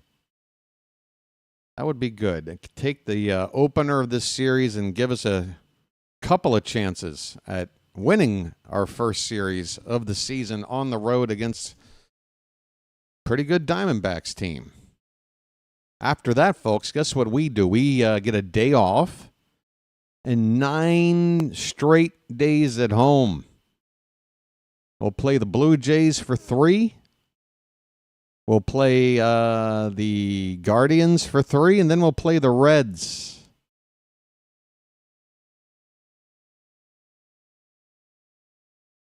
I'm hoping in that 9-game homestand, 6-3. That's my target. 7-2 if all goes well. And we'll not take less than 5-4. I refuse it. Let's go for 6-3. We do that, folks. We're back over 500 and, still got 145 games to play or something after that. Here's a chopper toward first. Josh Naylor along the foul line is going to tag out Heston Kjerstad to win the inning. Thompson comes in, throws 1 pitch. Excuse me, that's the second out. I apologize. So the runner at first moves up to second base. Why are they showing me a runner at first base right now? Did I completely blow this call? Or is the scoreboard wrong? There's 2 down because they're still out in the field. Kjerstad's up now. Okay, I blew a call. What can I tell you? Kjerstad's at the plate. I don't know. I can't even remember what I did. I don't know. I don't know. That is an EBW. Error on me. Kjerstad has an 0-2 count. I didn't even see the first pitch. Is the game like jumping around on me? 2 down, runner at first, an 0-2 count on Kjerstad. It's 5-1 Orioles. Those are all facts. Pitch. Low, 1 and 2. I'm going to figure it out, folks. Where's that special lucky? Your boy's all over the place. Hamina, hamina, hamina. 1-2 to Kerstad. That one's hit in the air to left and slicing into the stands. And foul ground, of course. Oh, you know I'm a lucky strike man. I mean, you know I'm a lucky strike man from way back. Way back. So. Take the edge off? Well, is caffeine known to take off the edge? By the way, the young lady that prepared my coffee drink this morning did a predictably lousy job at it.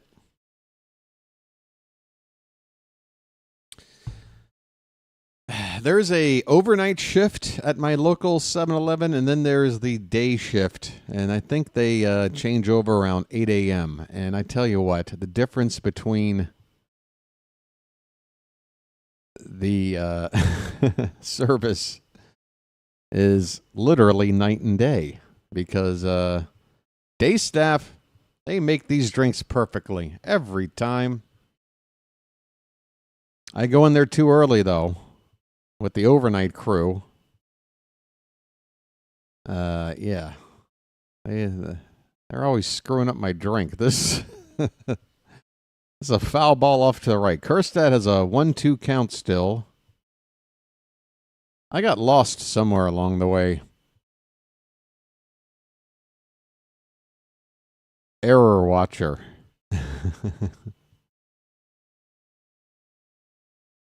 EH.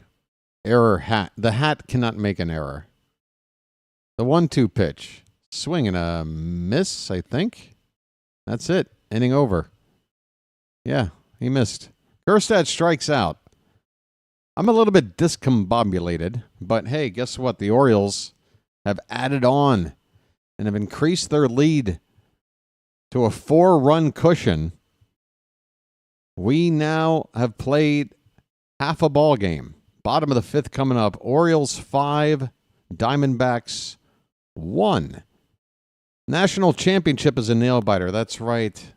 Oh, I bet my audience tonight is super, super small because of that. Even by my standards. I don't even want to look. I can't look, folks. Hey, if you're here and you're watching and you haven't hit that like button yet, please do. If there was one night to do everything you can to support the channel, it's going to be on the national championship night. When, yeah. If we were playing a 7 o'clock game, we could have squeezed both in, I think. But, yeah, we're playing right in the middle of the national. What is it? Who is it? You got Florida and who? Not Ohio. Who is it? Florida and what? Somebody. Houston? Is it Houston? Yeah, Houston. Okay, there it is. Thank you. The Florida Panthers against the Houston Oilers. Good matchup. Marlins Astros. 88. 88 miles an hour. What is this, country night? Friday, April 25th against the Braves. Folks, come dressed as the Get Her Done guy and get a free, what? Who's this? Oh, is this guy the performer? Okay. I think I'm watching the Arizona broadcast team right now. Here we go, bottom of the 5th. Zach Eflin. First pitch is in there for a strike to Tim Tawa. I got the Tawa. That one's hit on the ground to third. Arias across the diamond, right on the money. Easy peasy, lemon squeezy. 2 pitches to get the first out here in the 5th. Eflin on 60 pitches, looking sharp. Back to the top of the order.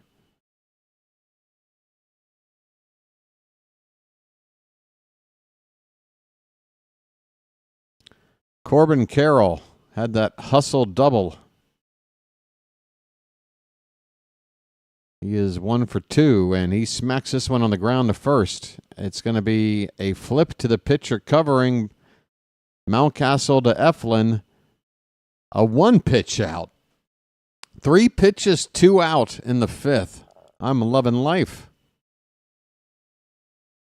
I am loving life. Here is Perdomo. Perdomo arigato, Mr. Roboto. Perdomo domo. Perdomo domo. It's so nice to be able to do things like that, knowing that that neighbor is gone now. There's a new couple in there, I guess, suffering. But hey, it's 10 o'clock it's after 10 a.m. You know, it's anybody's. You know, I can do what I want. 0-1 on Perdomo.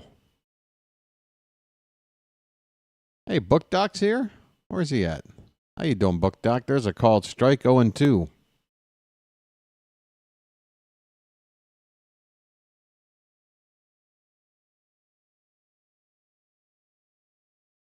Oh, 2 pitch. That one's off the end of the bat. It's going to hang up there in center field, and Mullins has got it. Zach Eflin has his easiest inning yet. Maybe 5-6 pitches, something like that. At the end of 5, it's the Orioles 5 and the Diamondbacks 1, folks. Can you feel it? Can you feel it? Can you feel it? Boom, boom. Boom, boom, boom, boom, boom, boom, boom, boom, boom. Oh, by the way, hey, you know, I got a button on this soundboard for triples. It's just a tiny little snippet of like a 60-year-old hippie song that goes, 3 is a magic number. Guess what? By just playing that, I got a copyright claim. So that button is finished because that's not the first time it's happened. I used to be able to let it play a little bit longer. Yes, it is. It's like 5 seconds. I manually cut it off after just 3 is a magic number, and that's a copyright. I mean, are you kidding me, dude? So no, you can keep your hippie song. You're gonna be all litigious about it. Jeez Louise. I'll find another triple reference somewhere. All right. When you realize your between inning conversation topic is bombing. Here's another Diamondbacks giveaway. Boy band tee. Ew. Boy band tee. So it's like pictures of 5 Diamondback players, and I guess they're like a boy band? Okay. Great marketing campaign. Good luck with that. I'll pass on the boy band shirt. From now on, before every women's college basketball season, I'm going to bet on UConn to win Natty Championship. Should take that every time. Well, they've got a pretty good track record. Here is a called strike to Ramon Arias to begin the top of the 6th. I have a brother. Is that what you say? 3 times a lady? Yeah. I think I can find something else. This pitch is hit off the end of the bat, and a sliding catch by Gurriel Jr. out in left field to rob Arias of a leadoff single in the top of the 6th. Ryan Thompson, who came on to get the final out, just 1 pitch in the 5th inning, is still out here in the 6th. Here's Jackson Holiday.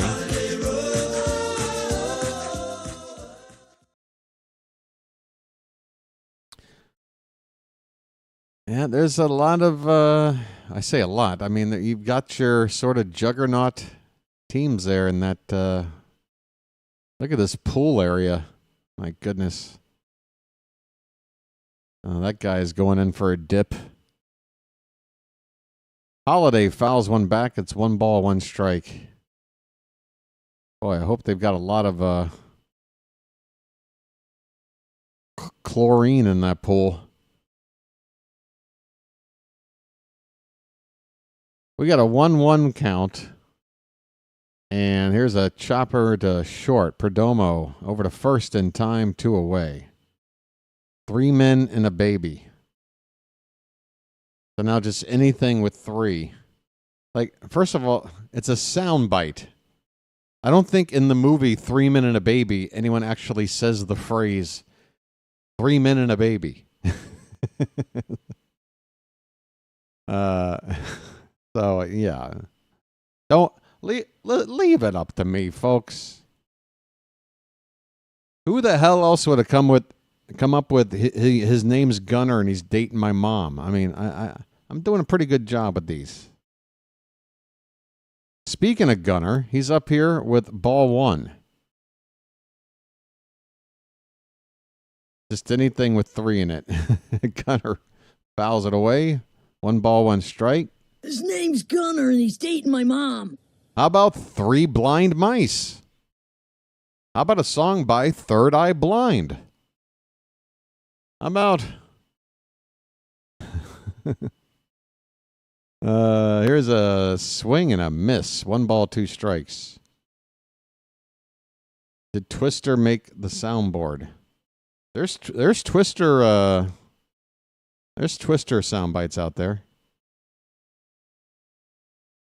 That's Jonas. He's in it for the money, not for the science. Here's the 1-2 to Gunner, and that's low and in. I think Elgood's been waiting around for several games, just waiting for me to get back to making Twister references. Well, Elgood, we've made it. There you go. We've got sisters. As that pitch is a check swing. He didn't go around. Full count on Gunnar Henderson. I know, man. Look, your boy, my job is to observe, all right? That's what I do.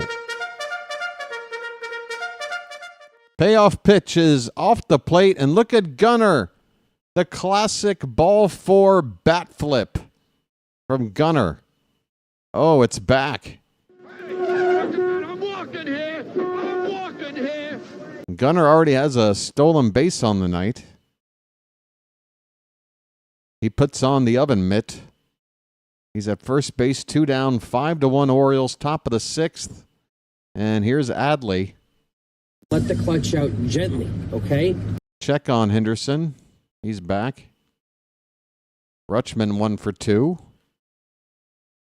Right-hander Ryan Nelson is up for the Diamondbacks in their bullpen.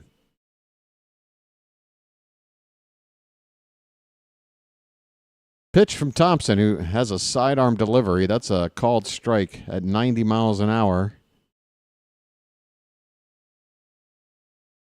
0-1 to Rutschman.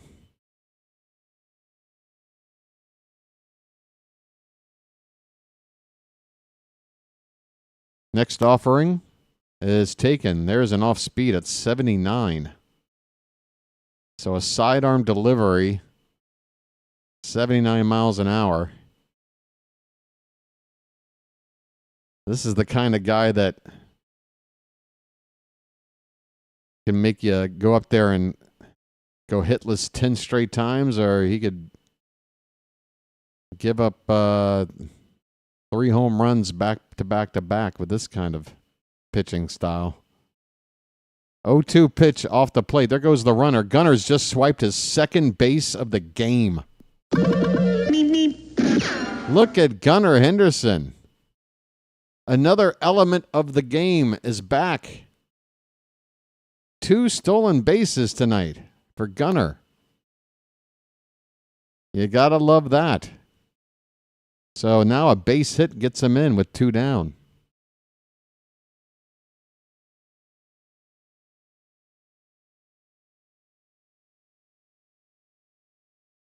We might be becoming a stolen base dependent offense, folks. Here's the 1-2 pitch. Called strike 3, and that was terrible. Blue.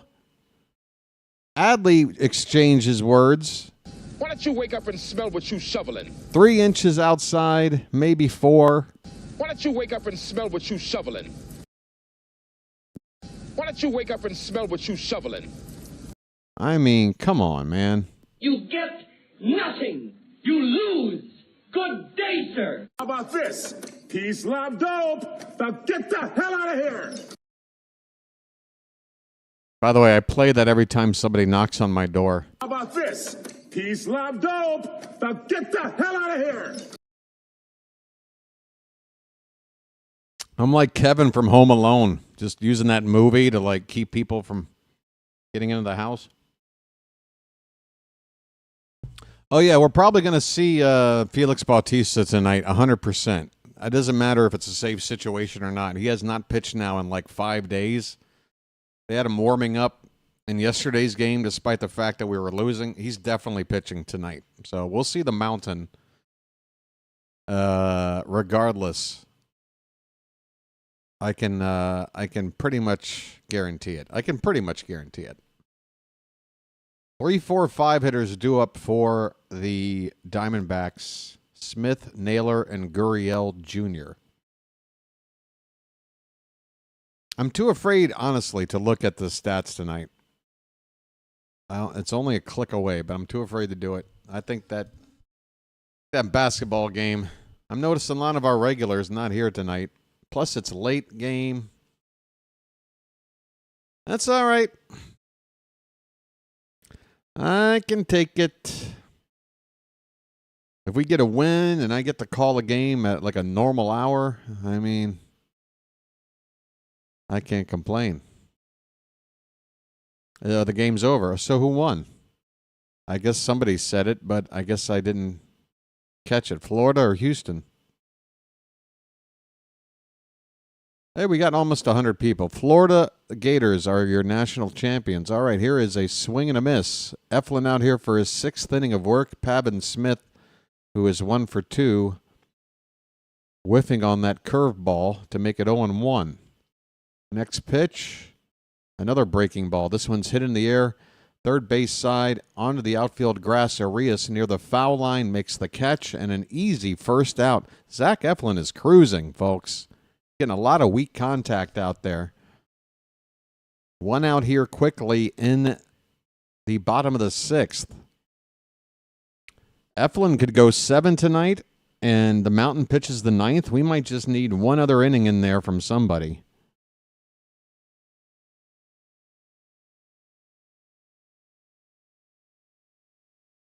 Here's Naylor, and that is a first pitch strike that we get called our way. Another terrible call by the umpire. His zone is all over the place. He's given 3-4 inches outside, inside, low at one point. That one's hit hard on the ground, but right to Holiday. He fields it cleanly, and Naylor is thrown out with plenty of room to spare. 2 down. Eflin is on 68 pitches, folks. 7 innings. Do I hear 8? Can we pull a Garrett Crochet? 8 innings of Eflin and then right to our closer. That'd be very nice. Here is Gurriel. He takes inside. Lourdes. Now, wouldn't it make sense for Lourdes to be on the Royals? Get it? This pitch is a called strike on the inside edge.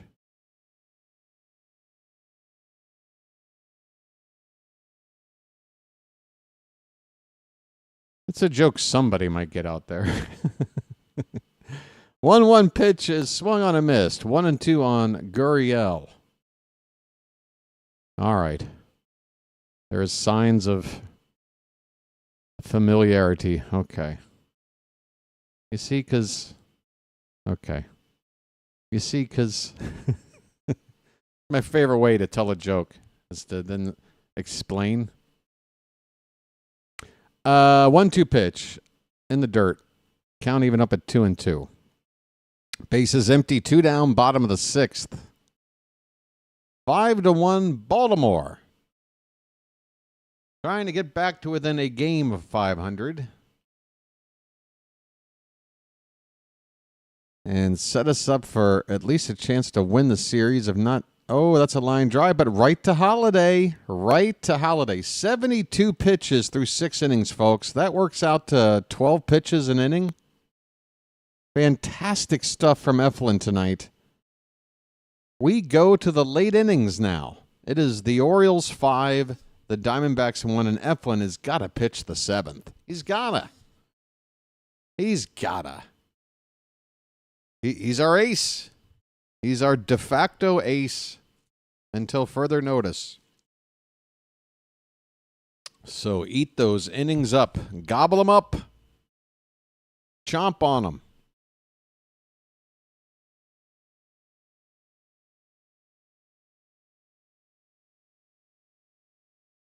Once again, folks, we'll be on the air here same time as tomorrow night. Charlie Morton pitching for his life against Merrill Kelly, right-hander for the D-backs. Eflin was a great trade. We didn't give up any top prospects, and we got Eflin for 2 years. It'd be nice if the Rogers trade would work out down the road because we gave up 2 top prospects for him. Yeah, Tom, I mean, that's kind of the way I justified the entire trade window last season. Yeah, Rogers was a mistake. But if you look at it in terms of like total players we gave away to total players we got back, if it worked out to where Norby and Stowers was a trade for 2 years of Eflin, I think we could digest that as like a decent trade. And then whatever kind of lesser, I can't even remember who we gave up for Eflin. It wasn't much.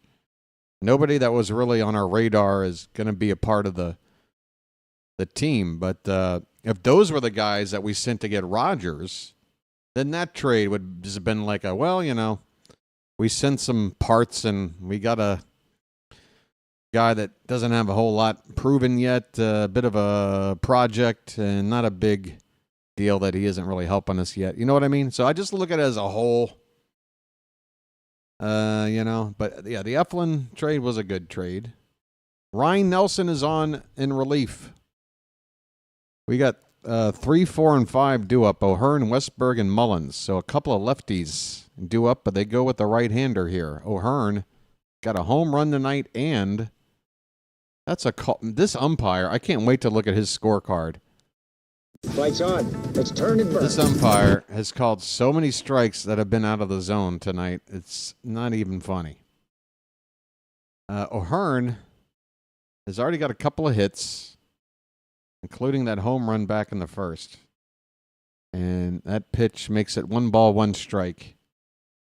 His average right now sitting at 320. Man, oh man, everybody's hitting. Almost. Pitch. Low. 2-1. Morphe.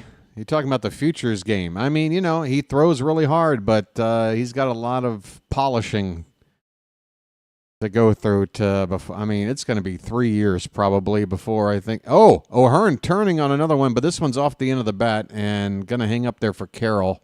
He comes in to make the catch. He turned and burned again, but he did not barrel up the ball. It's a soft fly ball to right for out number 1, top of the 7th.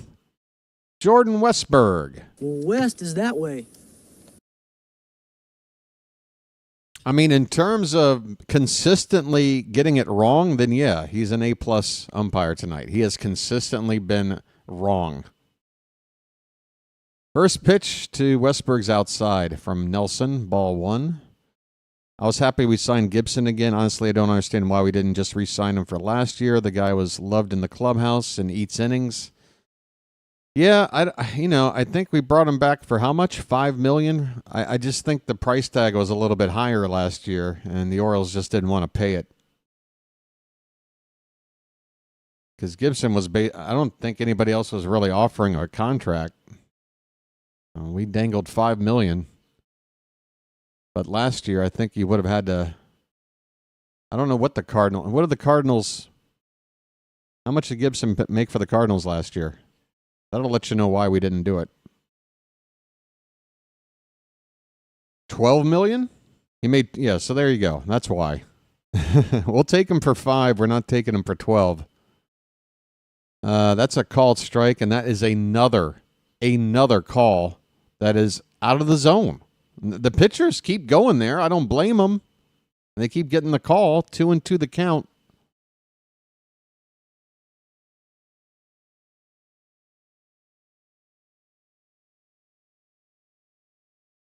Westberg is 0 for 2 so far tonight. Let's get him on the board here. Oh my God, look at this ad behind home plate. Swing and a miss. Westberg goes down on strike. There is some kind of husband and wife law firm advertising like what is it? Wrongful death law team. What is this? What kind of morbid ambulance chasing garbage is this? Let me take a look at this ad. I need to see it again. Who's up? We got Mullins, first pitch foul back. It's the husband and wife law team. Look at them there. He's got his suspenders on like any real lawyer would. And she's, she looks like she should be giving you the 5 o'clock news. Serious injury and wrongful death will help. The husband and wife law team, folks. There's not even a website or a phone number or nothing. How are we supposed to even know who the hell they are and how to get their services? 0-2 on said Mullins. Well said, now you know what to do. I love this ad. Look at the smiles on these two. Wrongful death? Serious injury? This pitch is upstairs. 1 ball and 2 strikes. This is about... And there's a casino ad to the left of that. So you got a casino and some ambulance-chasing lawyers. Really classy stuff. Here's a line drive foul off to the right. Still 1-2 on Mullins. 2 down, nobody on, top of the 7th. Blind him, rob him, cheat him, and how? The law offices of pitch, hit on the ground, backhanded at second, off-balance throw is there in time. A pretty play by the second baseman, Tawa. I got the Tawa! And that, is that in the inning or what? Where are we at? Yeah, folks. So that'll conclude it. 6.5 innings in the books. Guess what that means? We're on the road. We got a lead, and it's time to throw some cakes on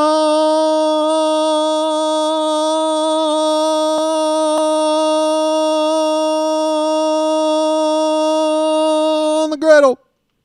Get them cakes up in the chat, folks. Thank God I'm a country boy. Thank God I'm a country boy. Splish, splash, I was taking a bath.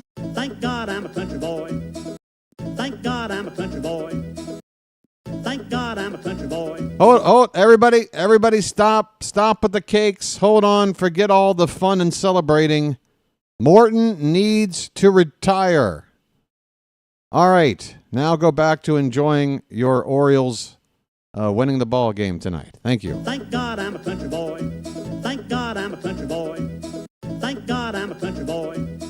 I didn't want that to,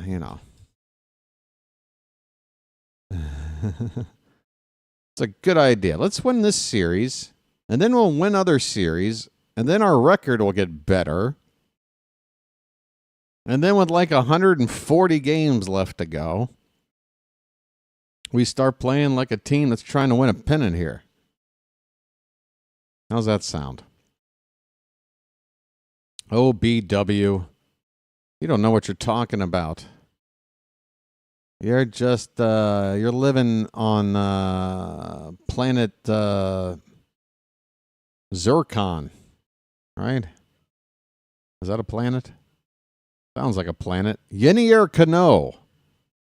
Why is Zach Eflin not pitching the 7th? He was on 60, what was it, 72? Why is Eflin not out here? Come on, man. Look, Cano's been doing well so far this season, okay? He's been doing quite well, but first pitch strike to Suarez, Eugenio Suarez, that is. Bottom of the 7th. Suarez, Moreno, and McCarthy due up. And the pitch is low and off the plate. 1 ball, 1 strike. I mean, Eflin, 6 innings, 73 pitches. 73! Bubic threw like 100 yesterday. You're telling me Zach Eflin, who's been in the league for a while, has made 30-plus starts for like 4 straight seasons. He can't go more than 73 pitches? 1-2 on Suarez. Chopped foul, we'll do it again. I don't get that at all. He didn't walk anybody. He scattered 4 hits.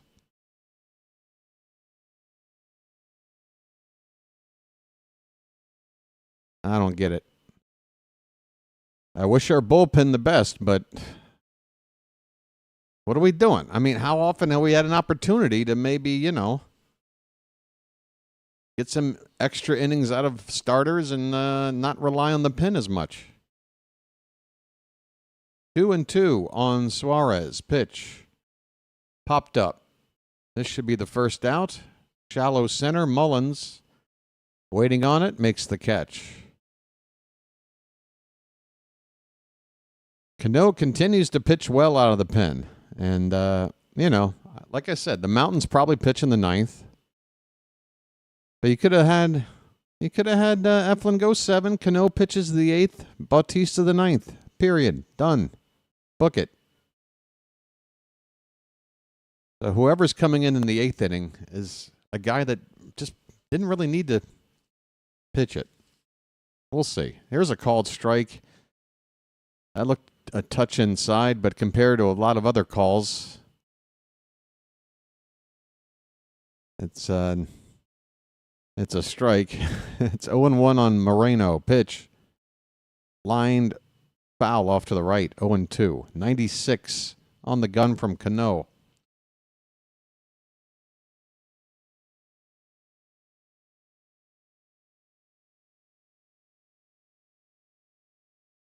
I really cannot.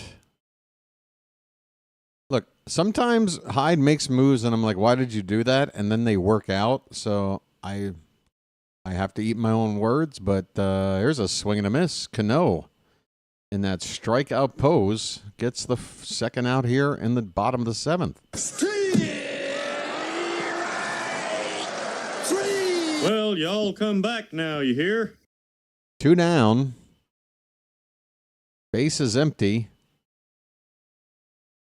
JJ's back. How you doing, JJ? Oh, 2-hour mark. I got to refresh the game. I might miss the next pitch or two. Apologies. Are we on the right page? No. Let me bring you over here. There's your info. Give me a second to get this game back up. That dreaded 2-hour shutdown. All right, here we go. Let's go. All right. We got a 1-1 count on Jake McCarthy, who is 0 for 2 tonight. That's where we're at. JJ just won a bet and is feeling good. Well, I mean, he's almost advertising a Charm City Super Chat with that kind of response. Here's a swing and a miss, a ball and 2 strikes. Message for you, son. Yo, who's got that purple hair over there? Somebody looks like Beaker from the Muppets on this team, the Diamondbacks. I can only see a shock of purple hair. Here's the 1-2 pitch. It's low, 2-2. Anybody catch the dude with the purple hair? Anybody? I got an ID.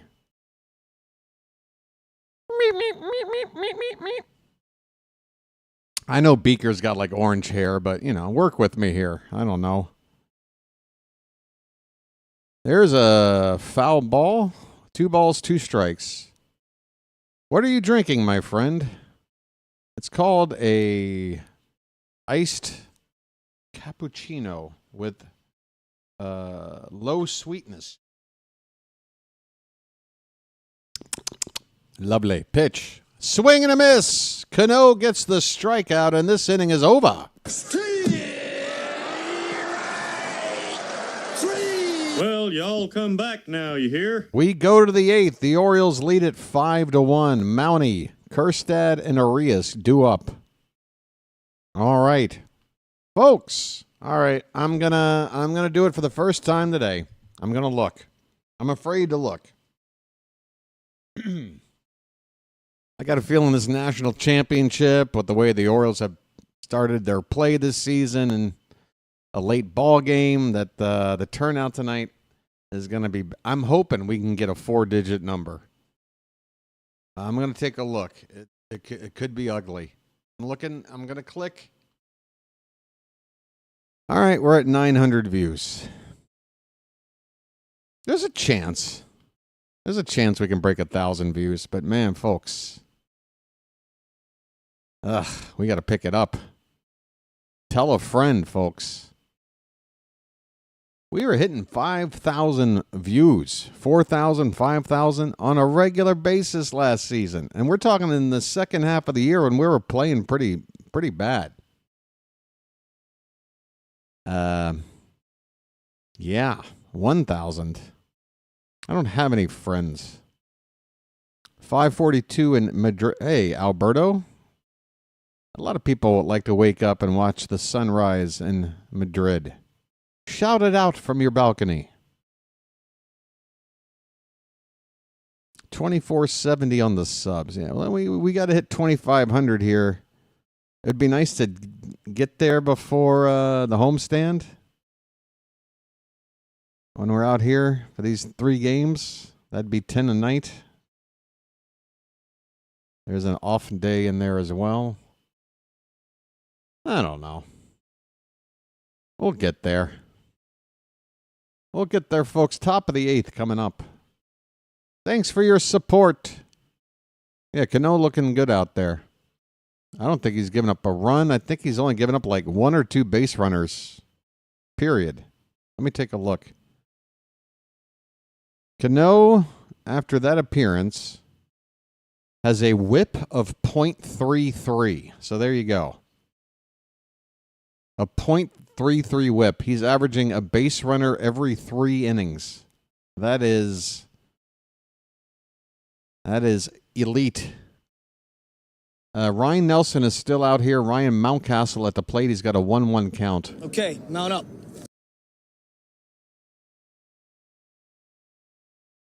Here's a curveball hitting the outside corner at the knees. Strike 2 to Mountie. Mountcastle's 1 for 2.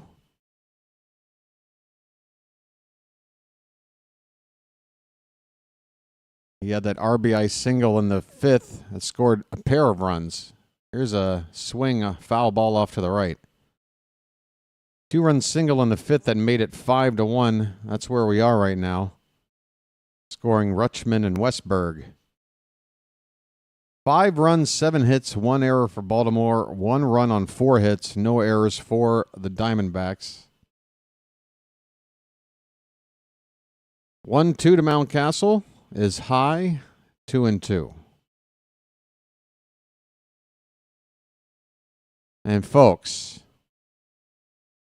when are we going to extend one of our players? Everybody else is extending players. This pitch is up and in full count on Mountcastle. Guerrero just got $500 million. We can't extend one of our players. I am not fine with that.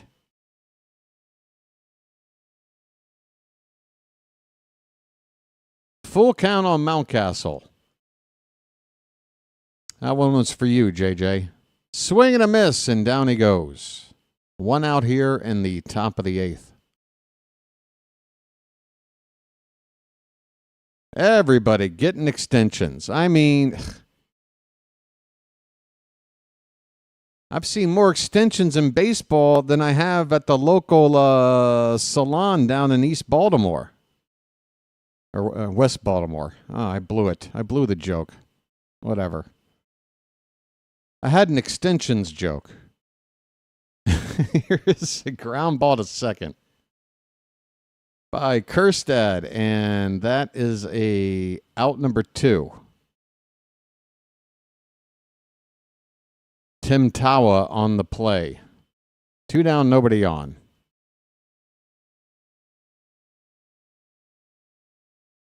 I mean, can we get an extension here?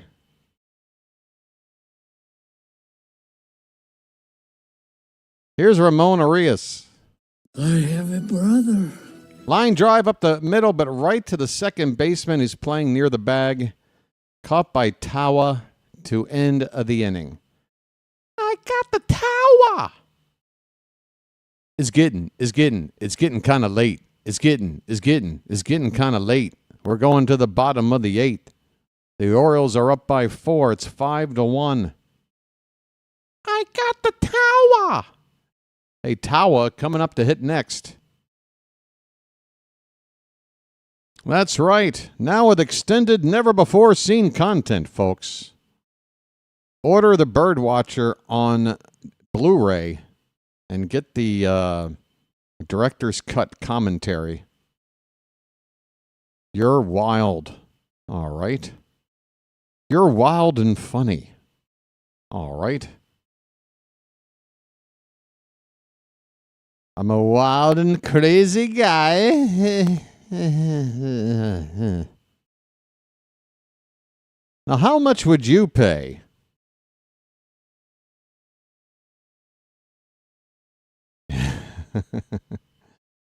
Can I turn off this light? All right, I turned it on for a while. I don't care if I look not. I don't care. I don't care.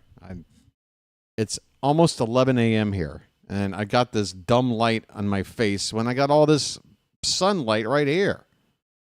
All for this illusion of being, at the ballpark. Oh, wait a minute. I totally forgot that nobody even said anything, or maybe you did. We're still in Kansas City, folks.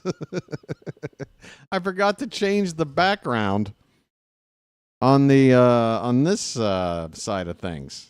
Jeez Louise. Gregory Soto is going to pitch this inning. So I tell you what, I'm not touching a thing, and if we win this game, we're going to watch the Diamondbacks from Kansas City for the next couple of nights. Because, working. Although that might not help with the view count either. Diamondbacks, what the hell is this? Why are there waterfalls out here in the outfield? Gregory Soto's on. Tawa takes a called strike. Tawa is 0 for 2. Tawa. Get to the chopper. Pitch. Fouled away. No balls, 2 strikes.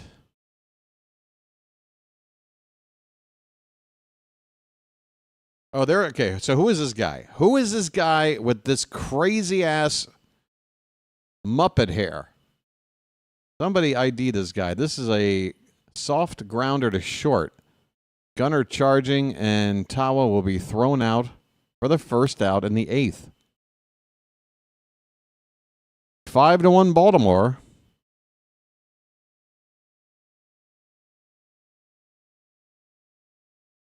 Back to the top of the order for Arizona. It's Corbin Carroll.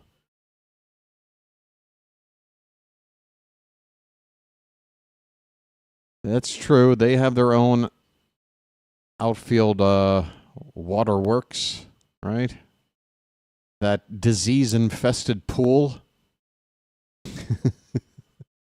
I think COVID started out there. 1-0 pitch is swung on and missed. It is 1-1. Carroll's 1 for 3.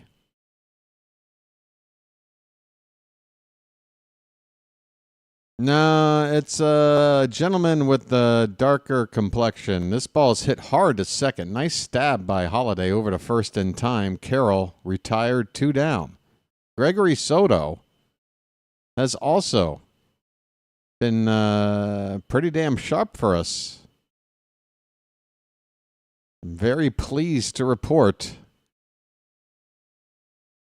we've got a 4-run lead, 2 out in the 8th inning now.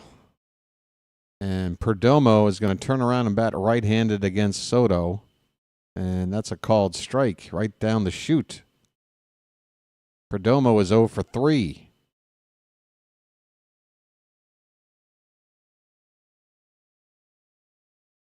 That pitch is low. Oh, you're talking about for the games we're wearing the all-orange uniforms? You want me to put up Old Memorial Stadium? I like that idea. I'm down with that. Good idea, Cantankerous. Cantankerous wins Good Idea of the Night Award. That ball's hit up the middle. Backhand. Well, Holiday should have backhanded it. That one will go into center field. I think they'll score it a hit, but Jackson, where was the glove at on this? This looked playable to me. I need another angle. Yeah, he just sort of, he's got to move a little quicker and do a little better than that.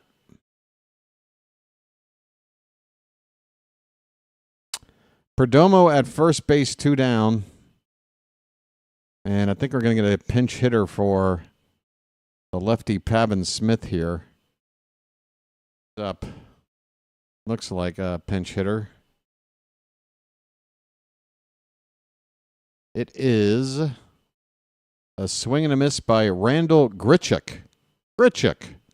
This guy is a platoon guy. This guy is strictly a guy who went in there against lefties. He's always had good numbers against lefties. 0-1 pitch is fouled away. It's 0-2. 97 on the heater from Soto.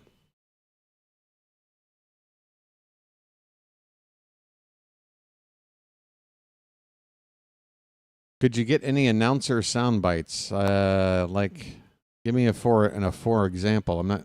This ball's hit up the middle. Holiday's going to grab it and touch the second base bag to get the force, and that ends the inning. Gregory Soto gave up a hit, but really a ball that Jackson Holiday probably should have gotten to. Otherwise, he's looking pretty sharp. Bottom or 9th. We're going to the 9th. We are going to the 9th inning, folks. It's time to get. Where'd you from? To get down. Baltimore. What? Baltimore. Baltimore? What's that? Look, it doesn't really matter, all right? Ooh. We don't extend Adley Rutschman the next week or two. I tell you this right now. I am not fine.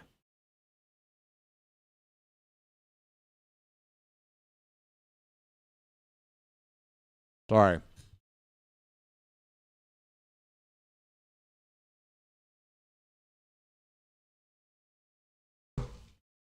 Hey, JJ.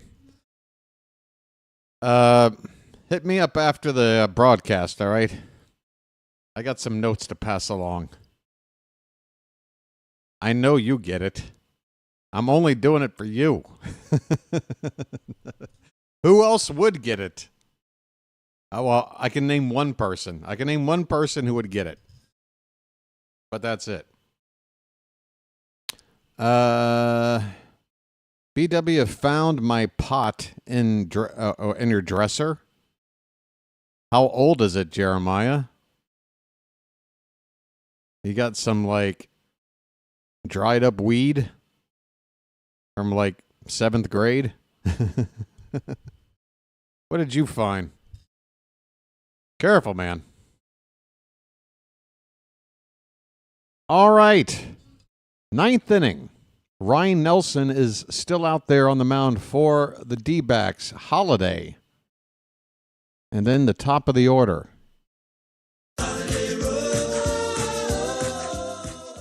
First pitch is hit on the ground hard to second. Tawa has been busy tonight. He throws out Holiday on one pitch. I got the Tawa. We're almost kind of winning. We're almost kind of winning. Here's Gunnar Henderson. His name's Gunnar, and he's dating my mom. Gunnar's got a couple of stolen bases tonight. Not to mention a couple of hits. First pitch to him is bottom of the zone for a called strike.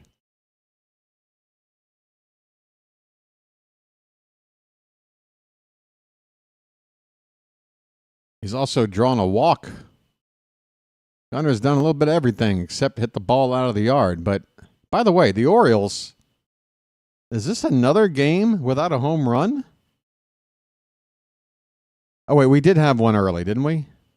We had one early. Oh, Ryan O'Hearn. Sorry. Solo shot in the first. It's been a while, folks. Sorry. Here's a pop-up. Left field, Gurriel coming in, makes the catch. Well, Gurriel's got a purple glove. He's got a purple, wristband. It's got to be his hair. He's hiding that purple hair under his hat. It's got to be Gurriel. Gotta. Here is Adley Rutschman. 2 down, nobody on. Top of the 9th. Let the clutch out gently, okay? Yep, I got a whole rest of the day to hopefully just chill out. Chill out. We're getting into the time of the year over here where you want to spend your daylight hours indoors because it is hot. There's a curveball in there for a strike to Rutschman. 1 ball, 2 strike. Oh, 1-1 the count. Sorry, Adley. There's an Oriole fan in the crowd. There's his wife. 1-1 pitch. Called a strike. I'm guessing husband and wife. I don't know. Maybe it's a Tinder date. 1-2. Nelson's thrown 30 pitches since coming on.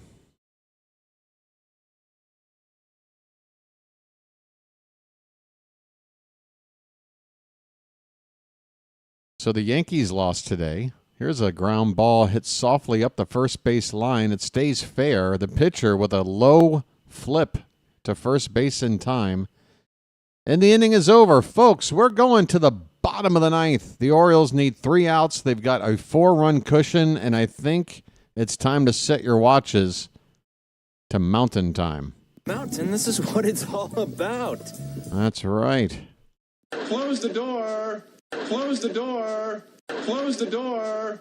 All right, folks. Get ready. Let's shut this one down.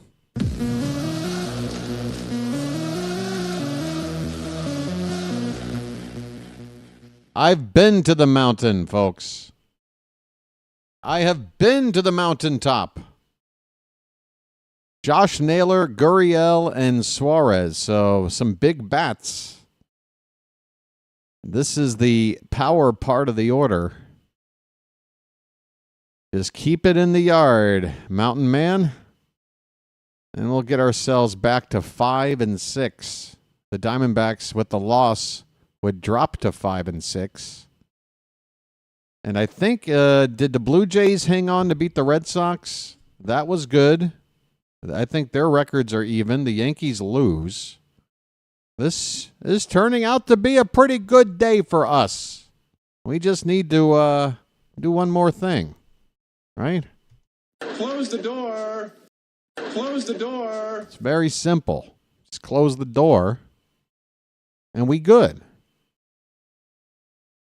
Folks, Thanks for hanging out for tonight's ball game. And again, sorry for the sort of cheesy looking green screen. It's just clearly a square. And I'm in Kansas City. It's a total debacle. But guess what? We're winning. And I'll do anything to get us to win. You know, you might get this exact same setup tomorrow. I'm not even changing clothes. So yeah, get used to my Spurs shirt.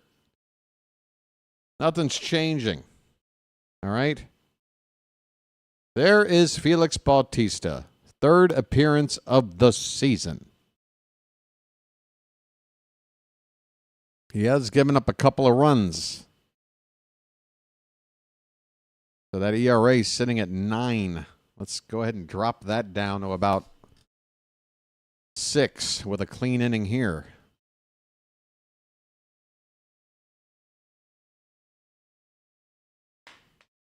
Oh, yeah. I took a shower before this game, so I'll take a shower before. I'm going to do everything the same. That means JJ is going to have to come back somewhere around the 6th inning or so. Here is Naylor. First pitch from Bautista is right in there, 96. Strike 1.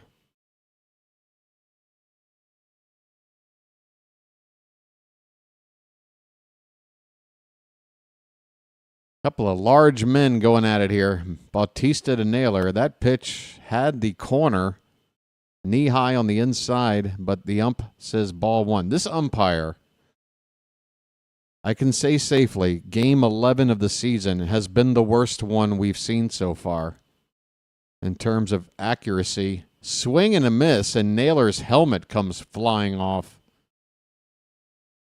He put all the torque he could into that swing. Coming up with nothing but air. 1 ball, 2 strikes.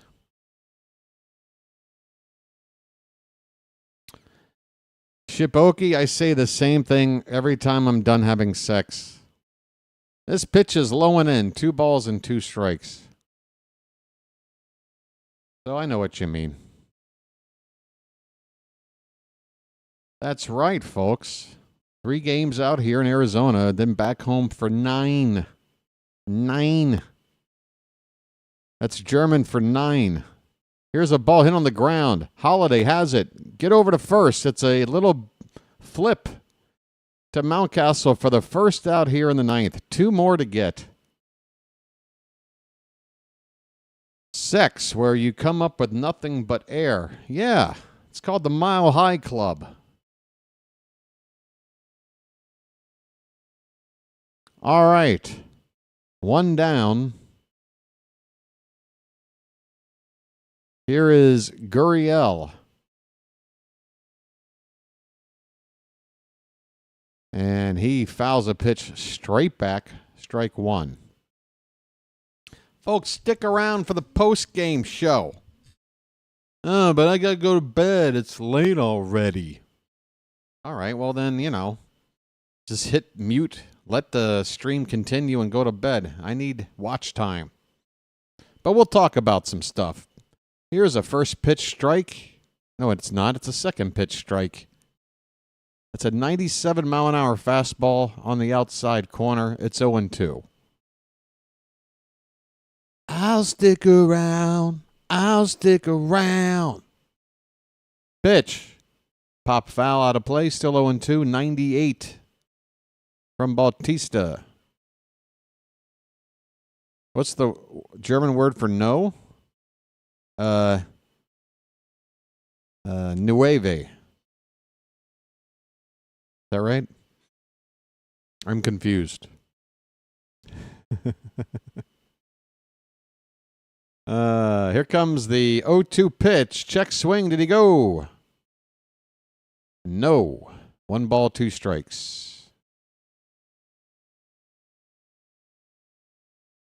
Nix.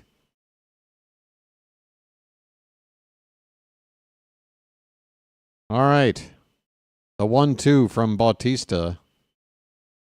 That one's hit softly to short. Charging is Gunnar. He throws in time. 2 down, folks. 10 pitches, 2 down. Bases empty, 4-run lead. Let's get a W. I want a W. Eugenio Suarez, last hope for Arizona. Eugenio, what are you doing? He pops it up. Behind second on the outfield grass, Gunnar calls off Halladay. He makes the catch, and the Orioles are in the win column. Final score, Baltimore 5, Arizona 1.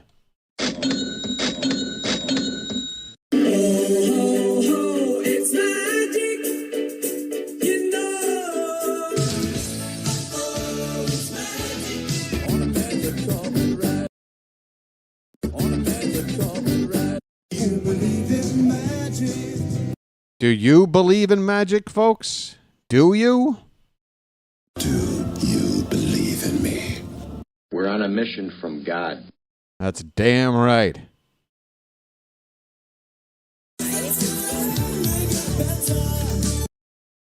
Well, as far as tonight goes, I am fine. I am fine tonight. The Orioles win 5-1. 5 runs, 7 hits, 1 boo-boo. Diamondbacks 1 run, 5 hits, no errors. The win goes to Eflin. He's 2-1. The loss goes to Gallen. He should be 1-2. Yes, he is. The final line for Eflin, 6 innings, 4 hits, no walks, just the 1 strikeout. But who needs strikeouts if you can induce weak contact? He's got a flat 3 ERA on the season. It's another quality start.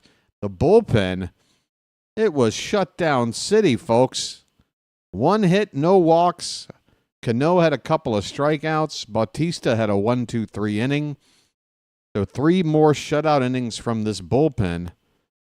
Yeah. There's ways to win, folks. We had 1 homer from Ryan O'Hearn. He had a 2-hit night. Gunnar with that 2-hit night. That is very, very encouraging. Not only 2 hits, but he stole 2 bases. By the way, Ramon Laureano came in to replace O'Hearn in right field in that final inning. Just a little bit of upgrade on defense there. Late reporting on it. But yeah, Cano, Soto, and Bautista all with good outings from the pen. Thumbs up, folks. I give this one a solid A rating. Let's take a look at tomorrow's matchup. The Orioles now 5-6. Again, the Yankees lost earlier to the Tigers. The Red Sox and Blue Jays, I believe, are now sitting on the same record after a win by Toronto, so that sort of helps. It's early. It's too early, really, to worry about the standings, but you'd like to not see any distance, any gap, between us and those other guys. But we're going to have, wow. So there we go. Bum. Calvin, did you miss the whole thing about me saying I'm not going to tolerate calling players bums, trash, washed up? I'm not tolerating it, dude. Did you get the memo? You might not have gotten it. It's okay.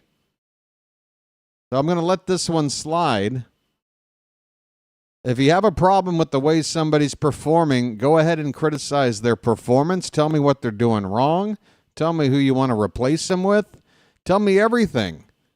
But don't just insult one of our own people, okay? He's an Oriole until he's not an Oriole. Now, it's one thing if a guy goes out there and tanks a play, if a guy goes out there and he doesn't hustle because he doesn't try to beat out a double play ball. I won't stand for any of that, and I will call it out when it happens. All right? But if somebody's just going out there and giving you bad performances, maybe Charlie Morton's career is at its end. But you know what? when that time comes, we'll know. It's not looking like a good signing right now, okay? I'll be perfectly honest with you. 2 bad starts, okay? All I'm asking from my people out there, I say my people. You guys have your own agency. You know, I'm not, whatever. Bad choice of words. All I'm saying to the people out there, okay, is try and figure out the difference between just insulting people and then actual constructive criticism. Please. It's a long season, all right? And I just, that's the way I do things here on my channel, okay? There's a lot of places where calling people insults is not only okay, it is encouraged, because that toxic atmosphere on social media is just hungry for that kind of stuff. Not here, not on this here channel. I think I've beaten a dead horse on that topic. All right. So it's going to be Charlie Morton on the mound tomorrow. We will be watching him closely. We demand a good start, or else, yeah, we need to look at another option. Okay? But for now, he's going to go out there, and I'm going to root for him to do well, rather than guess right that he might stink. So what, for brownie points, so I can do this? Pat myself on the back? Pat myself on the back for being the first person. I knew he was garbage. I knew it. Look. Once somebody has, like, look, when I'm not explaining anymore. You guys know. You guys know. You guys know what I'm saying is a valid. Be a fan, okay? Please. I'm not trying to control your mind here. Have your opinions. Just, you know. All right. So it's Charlie Morton on the mound against Merrill Kelly. That's going to be at 9:30 p.m. We'll be here on the air, the BirdWatcher Channel. I really enjoyed tonight's game, so don't worry with my little spiel just then. I'm still doing quite well with my overall vibe right now. I'm doing good. I got to keep the light off for most of the night. Got a chance to hang out with some of my... we had Fitzy was in here for a little bit. Rising Rhino made an appearance. JJ's been hanging out. So tomorrow's game, 9:30. Come on back. I don't think there's anywhere for me to send you at this late hour, but I'm going to look into the redirect area of the settings here and see if there's something. Yeah, everything's upcoming. So just going to sign off the old-fashioned way, folks. I hope you enjoyed this result. I sure did. Zach Gallen with the win. Gunnar looks back. And a lot of things are looking up.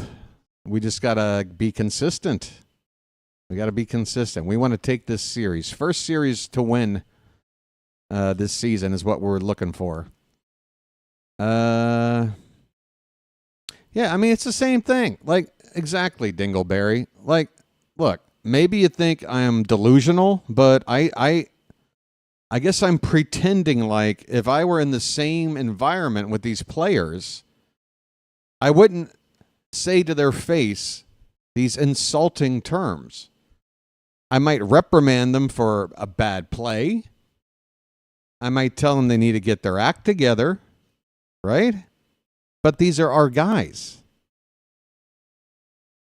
I hope this makes sense to some people out there. I think this concept has been lost on fans in the last, 20, 25 years. 21st century. Something has snapped in the minds of a lot of fans. They have forgotten how this works.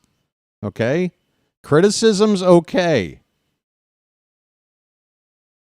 Trashing our players with insults is, again, unless they do something worthy. They do something really... It's happened.